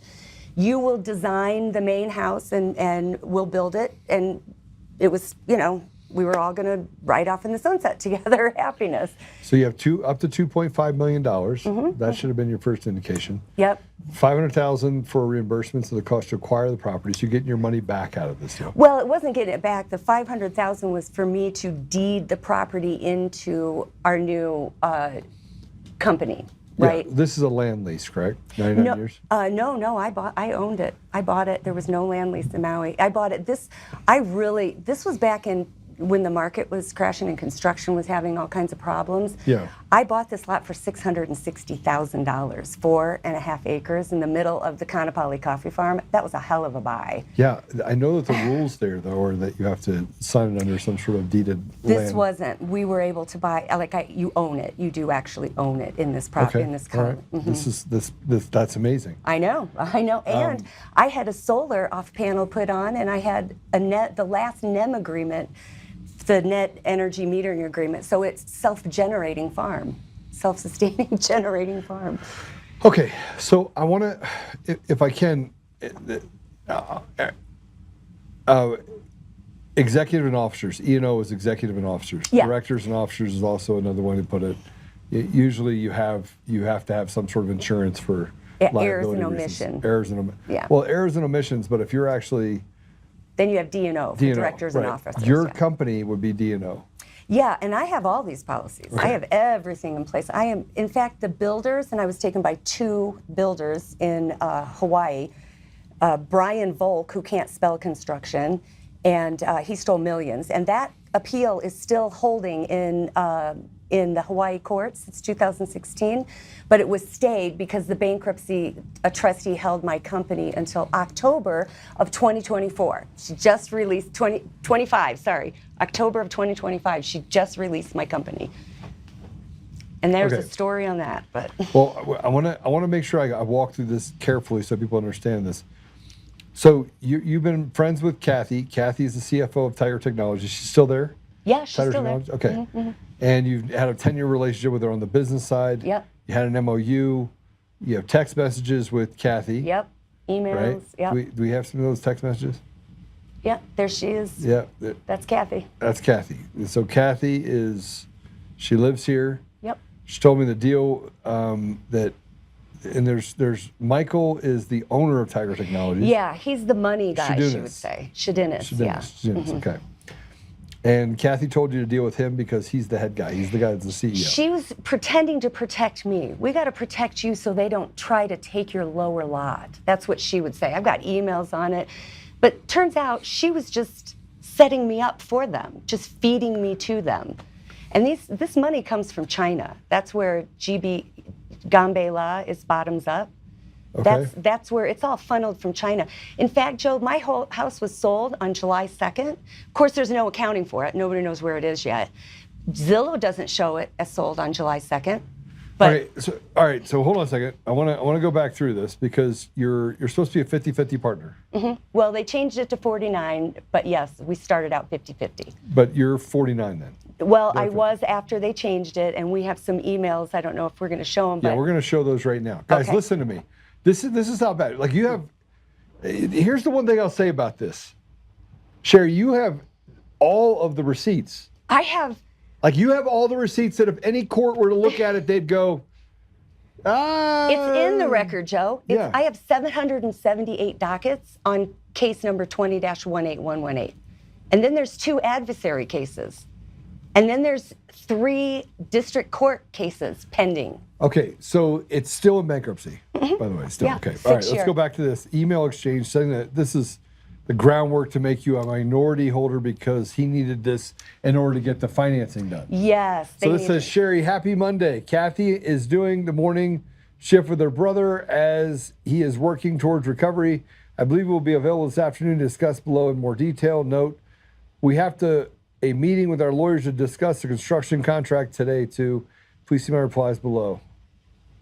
So we were writing back and forth to each other. All right, so you went and talked and you said, happy to talk about next steps, couple clarifications, right? And you walked through all the stuff that's necessary. $500,000 has to be a loan or you will have to pay taxes on this. That's really or it will be income. It cannot be a capital contribution to Nalani as it was paid out. Kathy can provide more insight details on this. Okay, so to get to a 51-49 split, we both have to put in roughly the same amount of money to the partnership. In this case, we picked $800,000. $800,000 was used to cover the following: property value of 2.5. You have 1.7 more worth of liabilities alone, which equal $800,000 of values. The idea would be you provide the value of the property minus liability, and we provide $800,000 in cash. All right, that ever happen? Nope. Okay. No, they stole my property with the help of the courts. Okay. And then the trustee tried to sell my company back to them. That's why they released my company in 2025, because I had the documents that we were going to court on, and they didn't want it on the record. All right, so we're putting it on the record that basically that the trustee's a piece of shit. We're going to put it on the record that... Well, actually, it's her attorney that's worse. I don't think the trustee's smart enough to be a piece of shit. No, they are. They're absolutely smart enough. Well, it's David M. Miller from Spencer Fane. He's the evil one. Now, Joe, I offered in 2022 to write a check to everybody. Say this for me. Say, in my opinion, he's the evil one. In my opinion and experience that I've had to deal with personally. Look, I've read a bunch of these documents, and I think you just don't want to put yourself as a target to these pieces of crap that'll lawfare you to death. They've already stepped. I'm a dead body. They've stepped over for the last 6 years. Well, we're gonna resolve that, I think. Okay. Okay. I hope. So this is to get to the 2.5 million funds. GBL gets the preferred rate of return of 5% until paid off from the proceeds from rental. I need to look at the other terms you listed below, but those were the two that stood out as being inconsistent and with operating agreement. Okay, take that down for a second. We're gonna go through a little bit of that more later. Yeah. So then that leads to a document where you sign over, and that leads to a forged DocuSign where they say you signed over everything. Yeah, they can't produce it. They say, I signed by DocuSign. And I say, where's the document? You know, because the DocuSign has a document attached to it, right? That shows the IP where address, you were, everything. You can't fake it. You cannot fake it. Well, you can. You could try, but it's almost impossible. So let's go ahead and show this as an image of a agreement. This is the membership redemption agreement. Right. Okay. And notice it's dated March 1st, 2019 on the top. Yes. Okay. So we can get to that later. You can see how much after that date. Kathy testified at a hearing in September of 2019 saying I was 49% ownership. So was she lying then? She lying now? Like, none of it makes sense. But you can see my signature at the bottom here. All right. So this is the shows that you are 49%, and then this says that you're giving it away. Yeah. I'm giving it to them, saying, here you go. All right, let's go to the bottom. So this gives up your right to them. And they say is my signature. There's Michael's signature, but they say that's mine. And their attorney, Dan Wolf, who's not their attorney anymore, but at that time, and I have the email that says, Sherry, you know you signed that document. Your signature doesn't look like that because you signed with DocuSign. And I said, send me the DocuSign. I've asked for it. I've asked through my attorney. I've asked the trustee. I've asked the DOJ. I have provided this to the DOJ in 2021, and we're in 2026, and not one person can show me that document. Not one. Have you taken this to the AUSA of Colorado? No, and when you said that to Mike and Steve, that's probably I don't know where else I haven't taken it. You haven't taken it to the AUSA. You haven't taken it to the AUSA. Okay, well, that's where I'm going next. AUSA, I'm attorney. on my way. Yeah, so Kevin Traskos was the AUSA here. Okay. He was married to Melissa Hart, who is got massive problems. He stepped down. She stepped down. She was on the Colorado Supreme Court, part of the people that voted against President Trump in 2024 to have him on the ballot. Okay, so so you have this forged document said you signed it. They said they have it on DocuSign. So by the way, the only way you would have that document on DocuSign if they said that it's mailed to me. Well, it would have an accompanied paper that goes with it. Yeah. So did they write down and or get on a stand and say that it was a DocuSign? I have nothing but from their attorney saying it in writing because nobody will make them answer for it. I've put that in the record. So they procedured you to death and okay, got it. Yeah, got it. Procedured to death. So then you have an email exchange between Kathy and yourself. Now let's start at the bottom. Can we start at the bottom on this one? Because we're going to go up with it, if you guys know what I mean here. Is it the bottom? No. You guys are killing me. Okay, so this was right So, This and is I want 2019. to say this. Kathy and her family used my home up in Grand Lake days before they locked me out of my house in Maui. So they had to know this was coming, but I didn't know. I'm so dumb. They had a wedding up there. I've got pictures from the wedding. So I show up in Maui and they lock me out of my house with that document. They had police. They had me removed from the property. Kathy and Mike's wife were sitting in my pool when I got there. And then they ran in the house and locked the doors. And they were like calling the cops through the doors on me. I mean, literally, they locked me out of the house with that document. And that document has stood as it's a real document today. Is that your signature? No, that is not my signature. That is not my signature. I never signed that document. Why would I give my house away? You wouldn't. And is it even legal unless they give me money as an exchange? There has to be consideration. There always has Yeah. to be consideration. So please tell me why there's no consideration why this was allowed to stand. I want you to help me figure that out, Joe, because I can't get an answer from the courts, from attorneys, from DOJ, from our congressmen. I have written these supposed... Have you talked to any of the congressmen? They won't return my call. I've begged for meetings. I get generic letters. Actually, I did have... What district are you in? I was in Grand Lake before they evicted me and stole that house and sold it and bankrupted it because the trustee didn't list. She forgot to calculate capital gains tax. She didn't have the IRS listed. And I built that house from scratch in 1999, and they sold it on a fire sale for $1.35 million, and there's over $400,000 in capital gains tax that she just forgot to calculate. Okay. I can't make this up, Joe. All right, let's. I mean, I'm all over the place, I know, but I can't make this up. When you were sitting here with, when I first saw your episode talking to Mike and Steve, and you said, guys, you got money, just pay it off.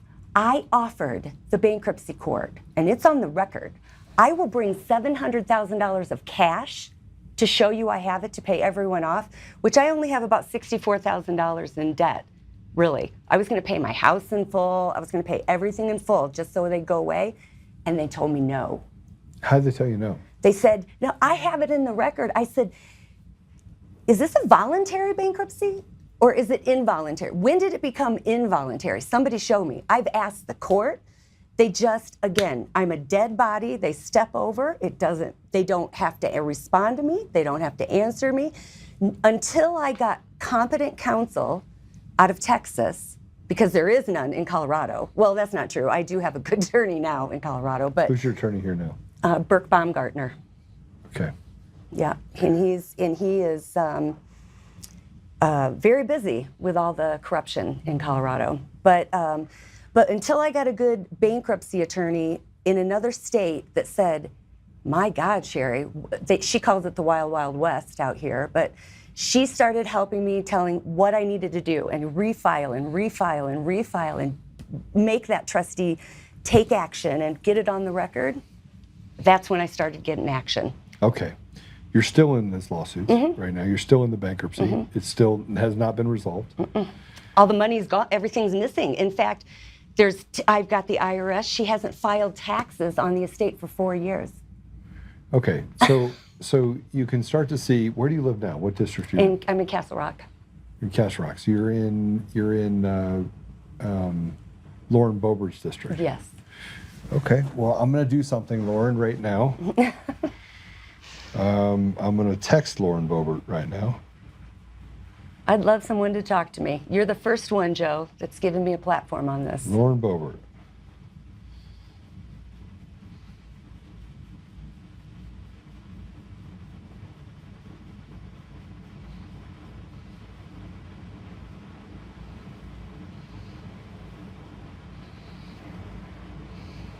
Case is airtight.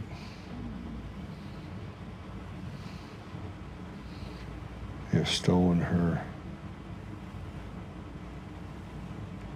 $6.3 million is missing from the AB schedule. They shut my company down 3 times. And missing. yeah. I just want accounting. Where is it? Why can't someone tell me where this is at?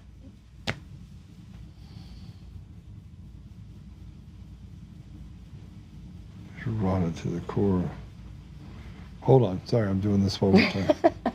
No, I love it. And is in your district. You could really help her. Or maybe I can help her, help others. They've ruined, what they've taken from me can never be replaced. And what they've done can never be restored. But what I can do is, because now I'm really good and I've learned this system, is I can help others. And that's what my goal is here. I'm going to stop it so this doesn't ever happen to anybody else, ever again. Busy. This is important.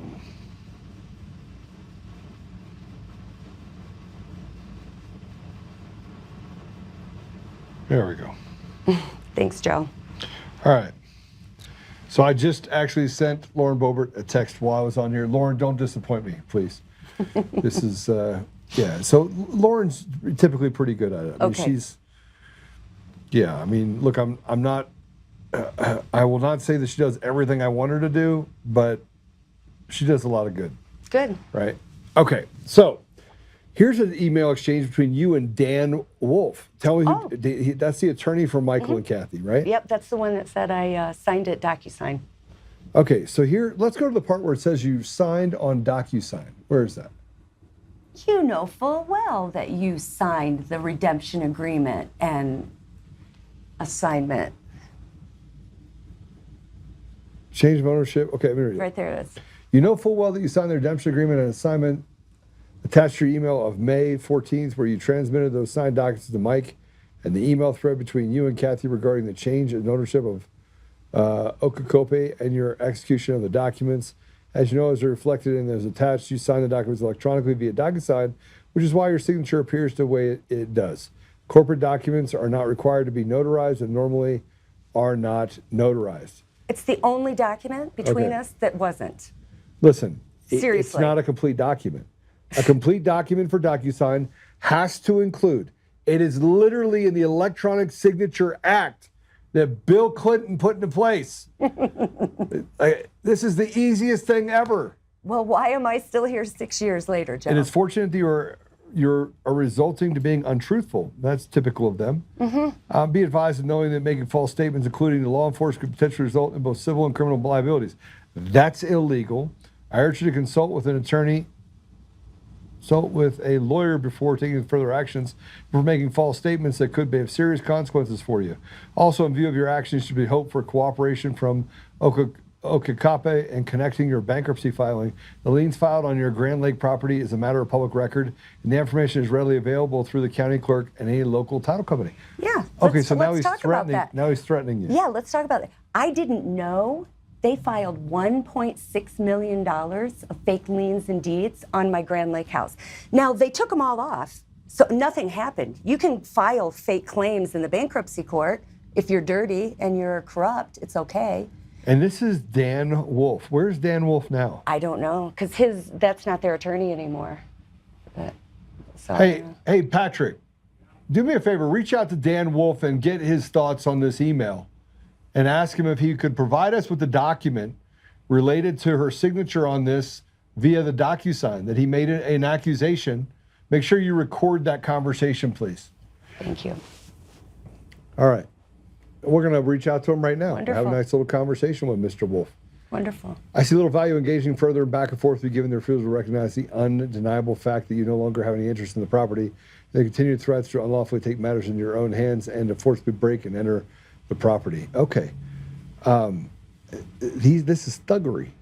Oh, so there's not even words for what they've done to me. There's not even words for it, Joe. I mean, who? Now They're soulless. They're soulless. Let's talk about the lawsuit you have. I'm in the middle of that right now with a guy named Eric Coomer. Oh, I've learned about him through you. Oh yeah, it's pretty good guy. I mean, Yeah. just asking. So here's a lawsuit that was filed. Let's put this up. Yeah. This is in the Second Circuit, State of Hawaii. Who's your attorney on this? Valentine was her name. Valentina? Mm-hmm. Okay. And you filed this lawsuit against them. When I got there and they locked me out of the house, I was living in my car, going to court. I didn't have a house. You can't just go to Maui and get a house. No, you can't. So I was living in my car, and then when I showed up to court, they had an attorney show up on the other side to announce to the judge that they had taken the property from me. Not even relevant to the case, but it's all on the record. So the alleged forgery, you put in the forgery. The defendant used forged documents, specifically a membership redemption agreement. Now, what was their cause for the redemption agreement? I don't know. It came out of the blue. Like I said, 10 days before, she was using my house in Grand Lake for a wedding. Okay, an assignment of liability. Okay, so we're also going to reach out to, I think we're going to reach out to the Tiger. Yeah, I think you should. I'd love for for him to come. Let's have a talk. They've never said a word to me since they sent me an email, and I know Patrick has it somewhere, but from Kathy saying, yeah, I think you should just talk to our attorneys. I was like, well, I think that what? it's a matter of record. We should probably have the conversation here. Okay, so this is the you had a temporary restraining order. You wanted to immediately restore your possession of the property, restore access to the property security system, terminate a rental agreement scheduled to begin the 1st of November 2019. So this went on for quite some time. And what was the outcome of this? Nothing. Ignored. I don't even know. I couldn't even tell you, Joe, what the outcome is, because the trustee just didn't do anything in Hawaii. She didn't do any, I have 2 builders, I have claims, I have, she just did nothing. Okay, let's go to this one. Who's David Miller? Oh, David Miller is he is the attorney that was hired Put up 9. By Jeannie Yago, who's the trustee. Okay. And they hired Mr. Miller because he was supposed to get the 1.6 million of fake liens and deeds taken off of my home in Grand Lake. Okay. And they're the ones that made the deal and said, hey, if you'll let this settlement go through, we'll, and it's on docket 93-1, page 7, they put a paragraph where they will release my company so I can now go after them for breach of contract and just get it out of the bankruptcy court, right? And I said, okay, all right, we can do that. And this was all negotiated. What year was this? This was 2022. This was all negotiated by Liz, my attorney, with the trustee, and they put that language. Liz Germain. Germain. She's the okay. one here with Robinson and Henry. Okay, got it. And I do have a lawsuit going against her now as well. So. And that lawsuit is for.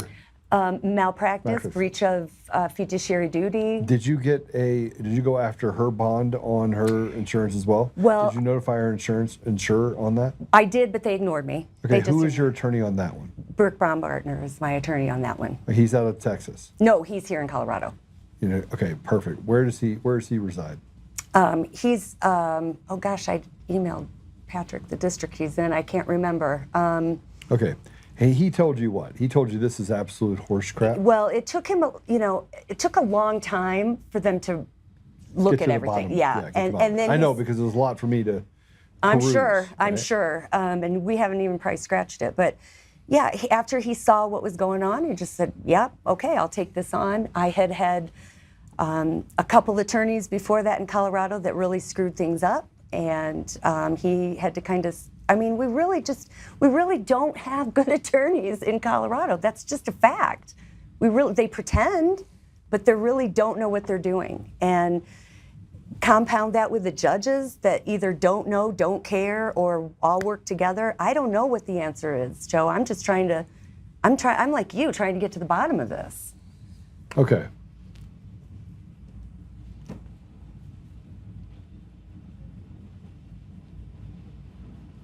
Okay, perfect. Awesome, thanks. We'll get to the bottom of that, and we'll kind of put some stuff together. Now, since then, you still have, you have 2 lawsuits pending right now. I have... the bankruptcy's still going on. The bankruptcy's still going on. That's one. But they sold your property through the bankruptcy. 2. Fire sold it. They fire sold, well, I offered in 2022 when they made this deal right? Between my ex-partners were taking the money off, the fake liens and deeds that they put on, claims 13 through 16. And I thought this was all over. You know, all I had to do was just pay people off, right? And that was a motion to leave the bankruptcy. well, at this point, not yet. That wasn't until 2023. So Judge Brown was my first judge, and I'm going to say I think she was a good judge. I think she was fair to me. Okay. I think she saw what the trustee did. What caused the bankruptcy, the collapse? Was it the relationship with Kathy and Michael that caused the collapse, or was there a business underpinning business viability that caused this? I think it really was based on what Swanee did to me that pushed me in, and the two contractors that were corrupt before that. Those are the builders. The two builders, Wide Open Construction. You know, and actually he did a lot of good things when he came on because he fixed a lot of things from Volk, who can't spell, Brian Volk, cannot spell construction. Well, there's not a lot we can do about stuff going on in Hawaii, right? I mean, but I'm insured for that. I'm insured for that. Did you go to your insurance company? Did he have insurance? Let me tell you about that, Joe. So I'm a commercial insurance agent. I manuscripted an endorsement because when you go to court the insuring agreement always controls, right? That's what it is. So I changed the insuring agreement with this manuscripted endorsement to cover construction defect. Okay. Not only did I do that, but I defined it. Like there's letters that attorneys have looked at it and said, this is covered. We got to make sure we stay in line with what we're talking about. I know. Because you want to go like this, and then you're going to lose people, right? I know, you're right, thank you. But so anyways, long and short of it is that I have $10 million worth of insurance that the trustee could have collected on because they are viable claims. Okay. But she was either too dumb, too corrupt, didn't care, or was being steered by this, her attorney, David Miller, who definitely is corrupt. I offered them $80,000 for sending a letter to end this, right? This was in March. I hired a TPA to talk to them. I said, we're going to pay everybody off. I'm going to give you $80,000 for your fees. Thank you for sending the letter. And he demanded $380,000. $380,000. So my TPA said, well, Mr. Miller, can you explain why? Can you show me justification so I can? Nothing. So here I am in the bankruptcy because he's held me here, and why is nobody doing this? Why is no lawyer hammering? Because there are no lawyers that can do it. I had to go out of Colorado to get one. The lawyers here, that what I'm told, I'm either conflicted out, I know more than they know, they don't have the experience, or some of them have said, God, Sherry, you're right, but we got to work in this. They swim in that cesspool, so they can't, shit where they eat, whatever. This just doesn't mean it just gets worse and worse. I know, I'm telling you, I was coming out of my seat when you were saying to Mike, all you gotta do is just tell them you're gonna pay. So in 2023, I walked in and I said, you know what, I'm done playing with you guys, because I tried to convert. That's what Elizabeth told me to do. So I tried to do that. The trustees fought me. It was a fight. I'm pro se. Nobody's stepping in to help me. I'm trying to figure this out on my own. Finally in 23, October 17th, 2023, I'll get you the transcript. I walked in and I said, Your Honor, now I have a new judge, Judge McNamara. He has no clue of the past 2.5, 3 years, doesn't care. To him, I'm some piece of shit Chapter 7 debtor that he didn't even look at the law of the case and see what had transpired before. And I said to him, I'm done. I'm not playing in here anymore. I'm gonna write a check to everybody. And I'm withdrawing from this bankruptcy. I don't need your protection. And that was at docket 328. I'm at docket 787, and they still won't let me go. I've told them they're holding me against my will. I've told them this is a voluntary bankruptcy. They can't do it. I said everything to him that you said to Mike on the show, with Steve, and I'm telling you, it doesn't matter. The DOJ doesn't help. I've set up drop folders with the DOJ and dropped stuff and said, get your trustee off this. The problem is that there's too many people that are having these same problems that they have to just basically throw them all out. Well, I think that people... I mean, I don't know how you I don't know how you have a functioning society. We don't. When you're stealing from average everyday people every day. They just didn't expect me to fight back like this because most people couldn't and wouldn't know how to. Here's one of the comments we have. Nobody can afford an attorney, Joe. Yeah. Lawyers know exactly what they're doing, and the longer they keep case going, the more money they will make. The average person can't afford an attorney. That's right. And even if you can afford them, you'll pay for it and you won't get shit. They don't know what they're doing. Why does a trustee not have to take an exam to know that she knows how to, or he knows how to be a trustee? So let's look at this email exchange with Tim Swanson. This is recently? Yeah. Tim Swanson is their new attorney, my ex-partner's new attorney. Okay, so let's read some of it. Is this the bottom of it or the top of it, guys? Okay. So this says, I write in response to your email sent at 12:13 a.m. Sunday morning. My firm is in the process of being retained by Mr. Shadunas and Miss Knudsen. We currently only represent 1450 Oka Copa and Gan Bai La. Yeah, that's Chinese for bottoms up. I will let you know if I am authorized to accept service once I've been formally retained by Mr. Shadunas and Miss Knudsen. To be clear, the subpoena is attached to your email on docket number 744 and 745 are deficient. I would like to, and I would not accept service for the deficient subpoenas. Please send me the complete subpoena packet you did issue, however, so I can review it thoroughly. We reserve all rights, including moving the court to quash deficient subpoenas if not corrected. And you can see that's Tim Swanson, and he's attorney at law at Frost Brown. Yep. Todd. Okay. Yeah. So what this is about. This is recent. This is recent because now. When was this? This was in probably September 2025. Okay. So finally, because of the help of my bankruptcy attorney in Texas, all right, we're moving the court and we have a hearing. And we're having a hearing because, and actually I will say it was McNamara, the judge, that got it out of Miller in court, that he's now selling my company. The company that they were supposed to release to me in 2022 when I allowed that a settlement agreement to go through. Now they're selling my company back to my ex-partners. Well, they can't do that. Oh, well, it's on the record, Joe. It's on the record. He said it in open court. But you did file a motion to actually remove yourself from bankruptcy court. I did, but they held me. Rule on it. No, they said, no, you can't go. You're stuck in bankruptcy. You can't go. I can show you these documents. So now here we are, and we have a hearing coming up for them to release my company, because she has no right to hold Celestial Properties, right? And I'm the single member entity, so she's the only one that can control stepping in my shoes. So we're having this hearing finally, 3 years later. We're having this hearing for them to let go. And David Miller does a document dump out past the date that he was supposed to. And that's where I found the email where he's talking back and forth with their attorney, the one that we just had on the screen with the subpoena. And they're saying, look, if you don't buy this company, then we're just going to let you deal with Ms. McGann yourself. You know, like they're trying to cover.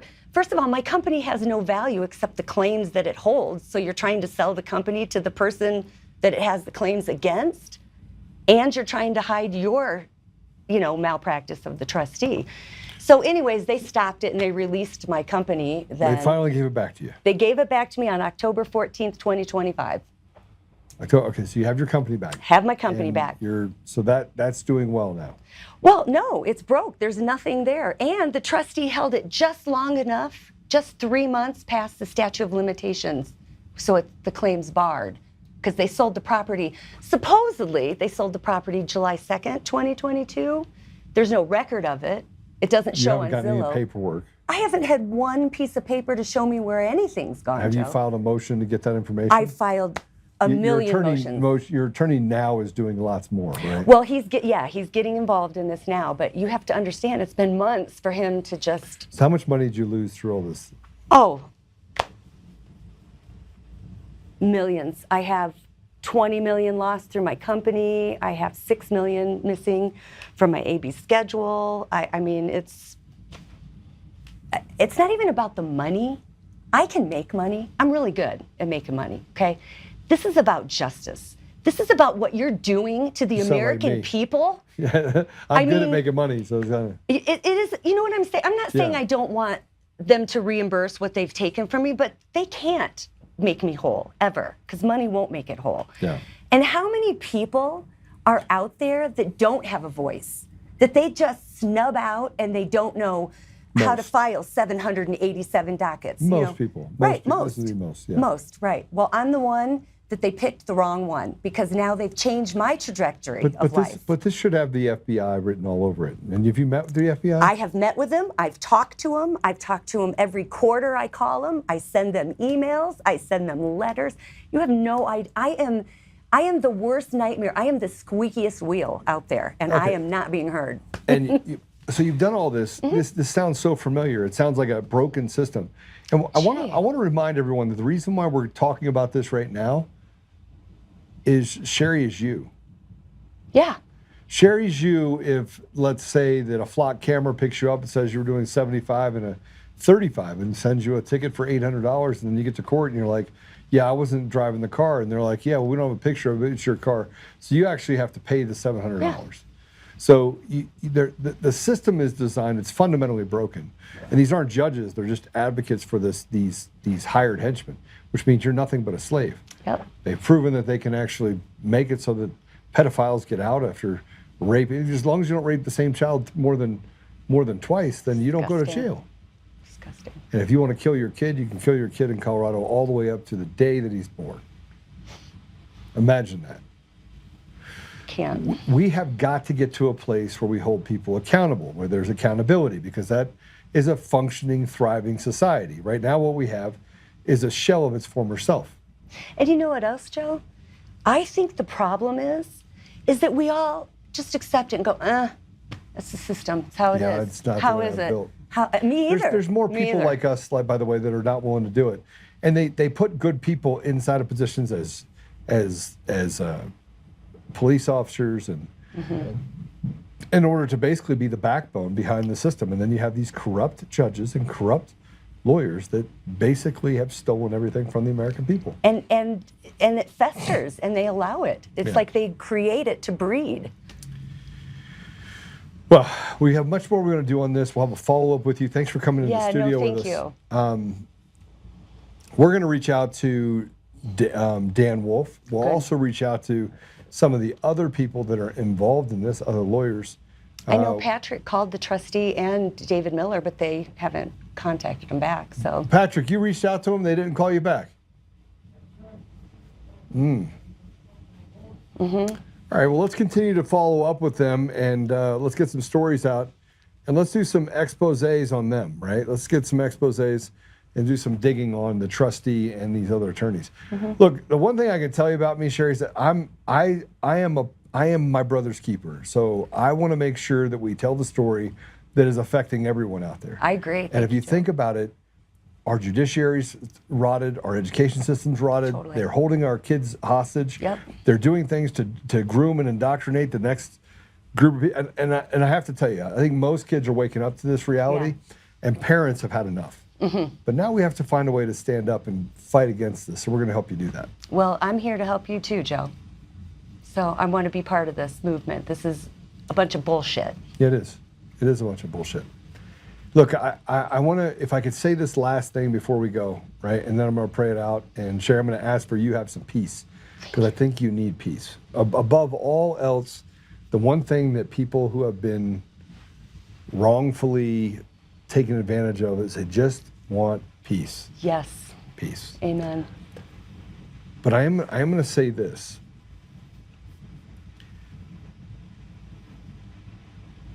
At some point, we're going to have a reconciliation. At some point, we're going to have to stop and look at the elephant in the room that shows that they are basically taking everything, all the meat off the bone, leaving us just enough to survive. It doesn't matter what level, because the squares have become so small that at any moment they can take whatever they want. And it's just, these are fundamental rights. Fundamental rights. All right. Apple Podcasts, Google Podcasts, Spotify, Pandora, iHeartRadio, TuneIn, and more. You go see all the fun stuff that we have over there. With everything that we're saying, there still is hope, because frankly, we're fighters. And we have to continue to fight the battles that come before us. And look, nobody said that life was going to be fair. I think this is an indication of that. I think Michael's deal is an indication of that. I will say this, the DOJ has some obligations to the people to uphold. Mm-hmm. And it shouldn't take a show where 400,000, 500,000, 600,000 people see it in order to get that done. So, Sherry, thanks for coming on. I appreciate it. Thank you, Joe. Appreciate it. How can people reach out to you?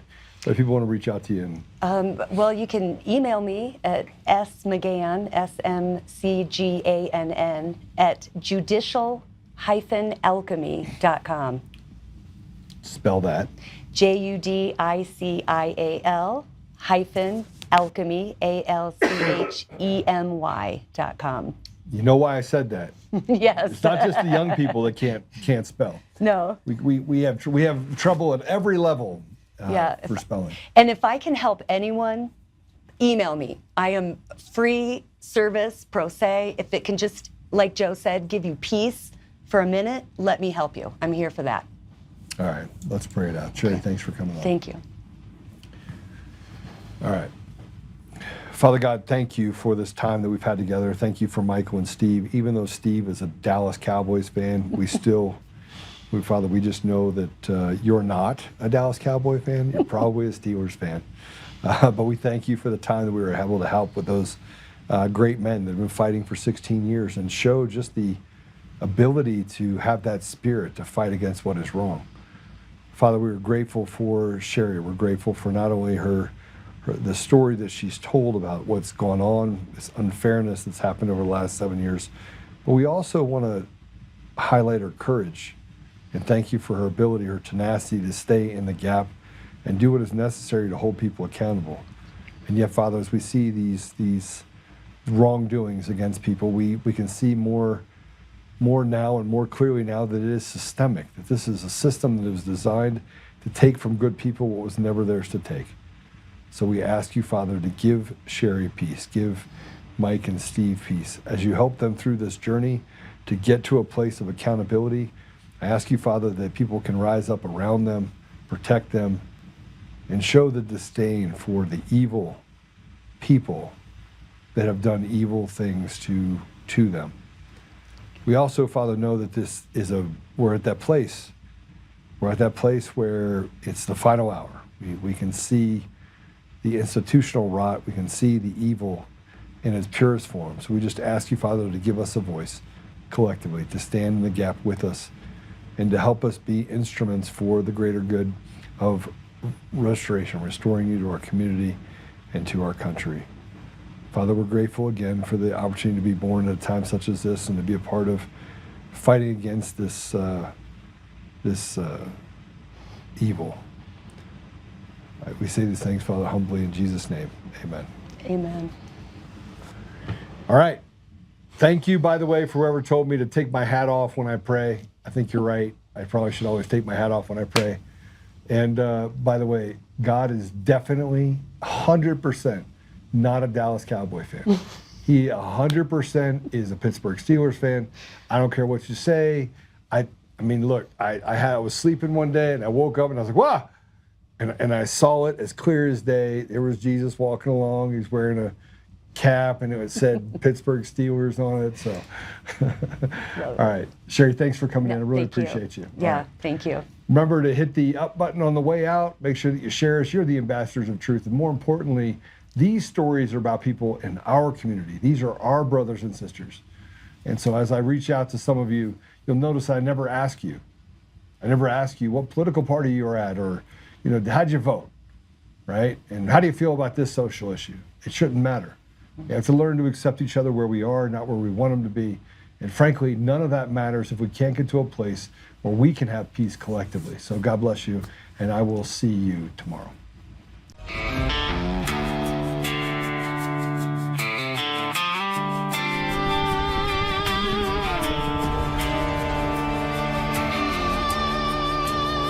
Rise up untamed in the heart of the fight where the wild ones roam. Joe Oltmann's calling, bringing truth back home. From conservative daily to this untamed fire, we shatter the silence, lifting spirits higher. No chains can hold us, no lies can prevail. Authentic and fearless on this rugged trail. Patriots gather under stars and stripes. Untamed nation, igniting the night. Untamed nation, let the truth roll out in this land of the free. Standing proud from sea to shining sea, we won't back down. Catch the fire, wear the crown. Untamed nation, it's our battle song, motivating hearts where the brave belong. Yeah, untamed and wild, forever strong. Play it again all night long.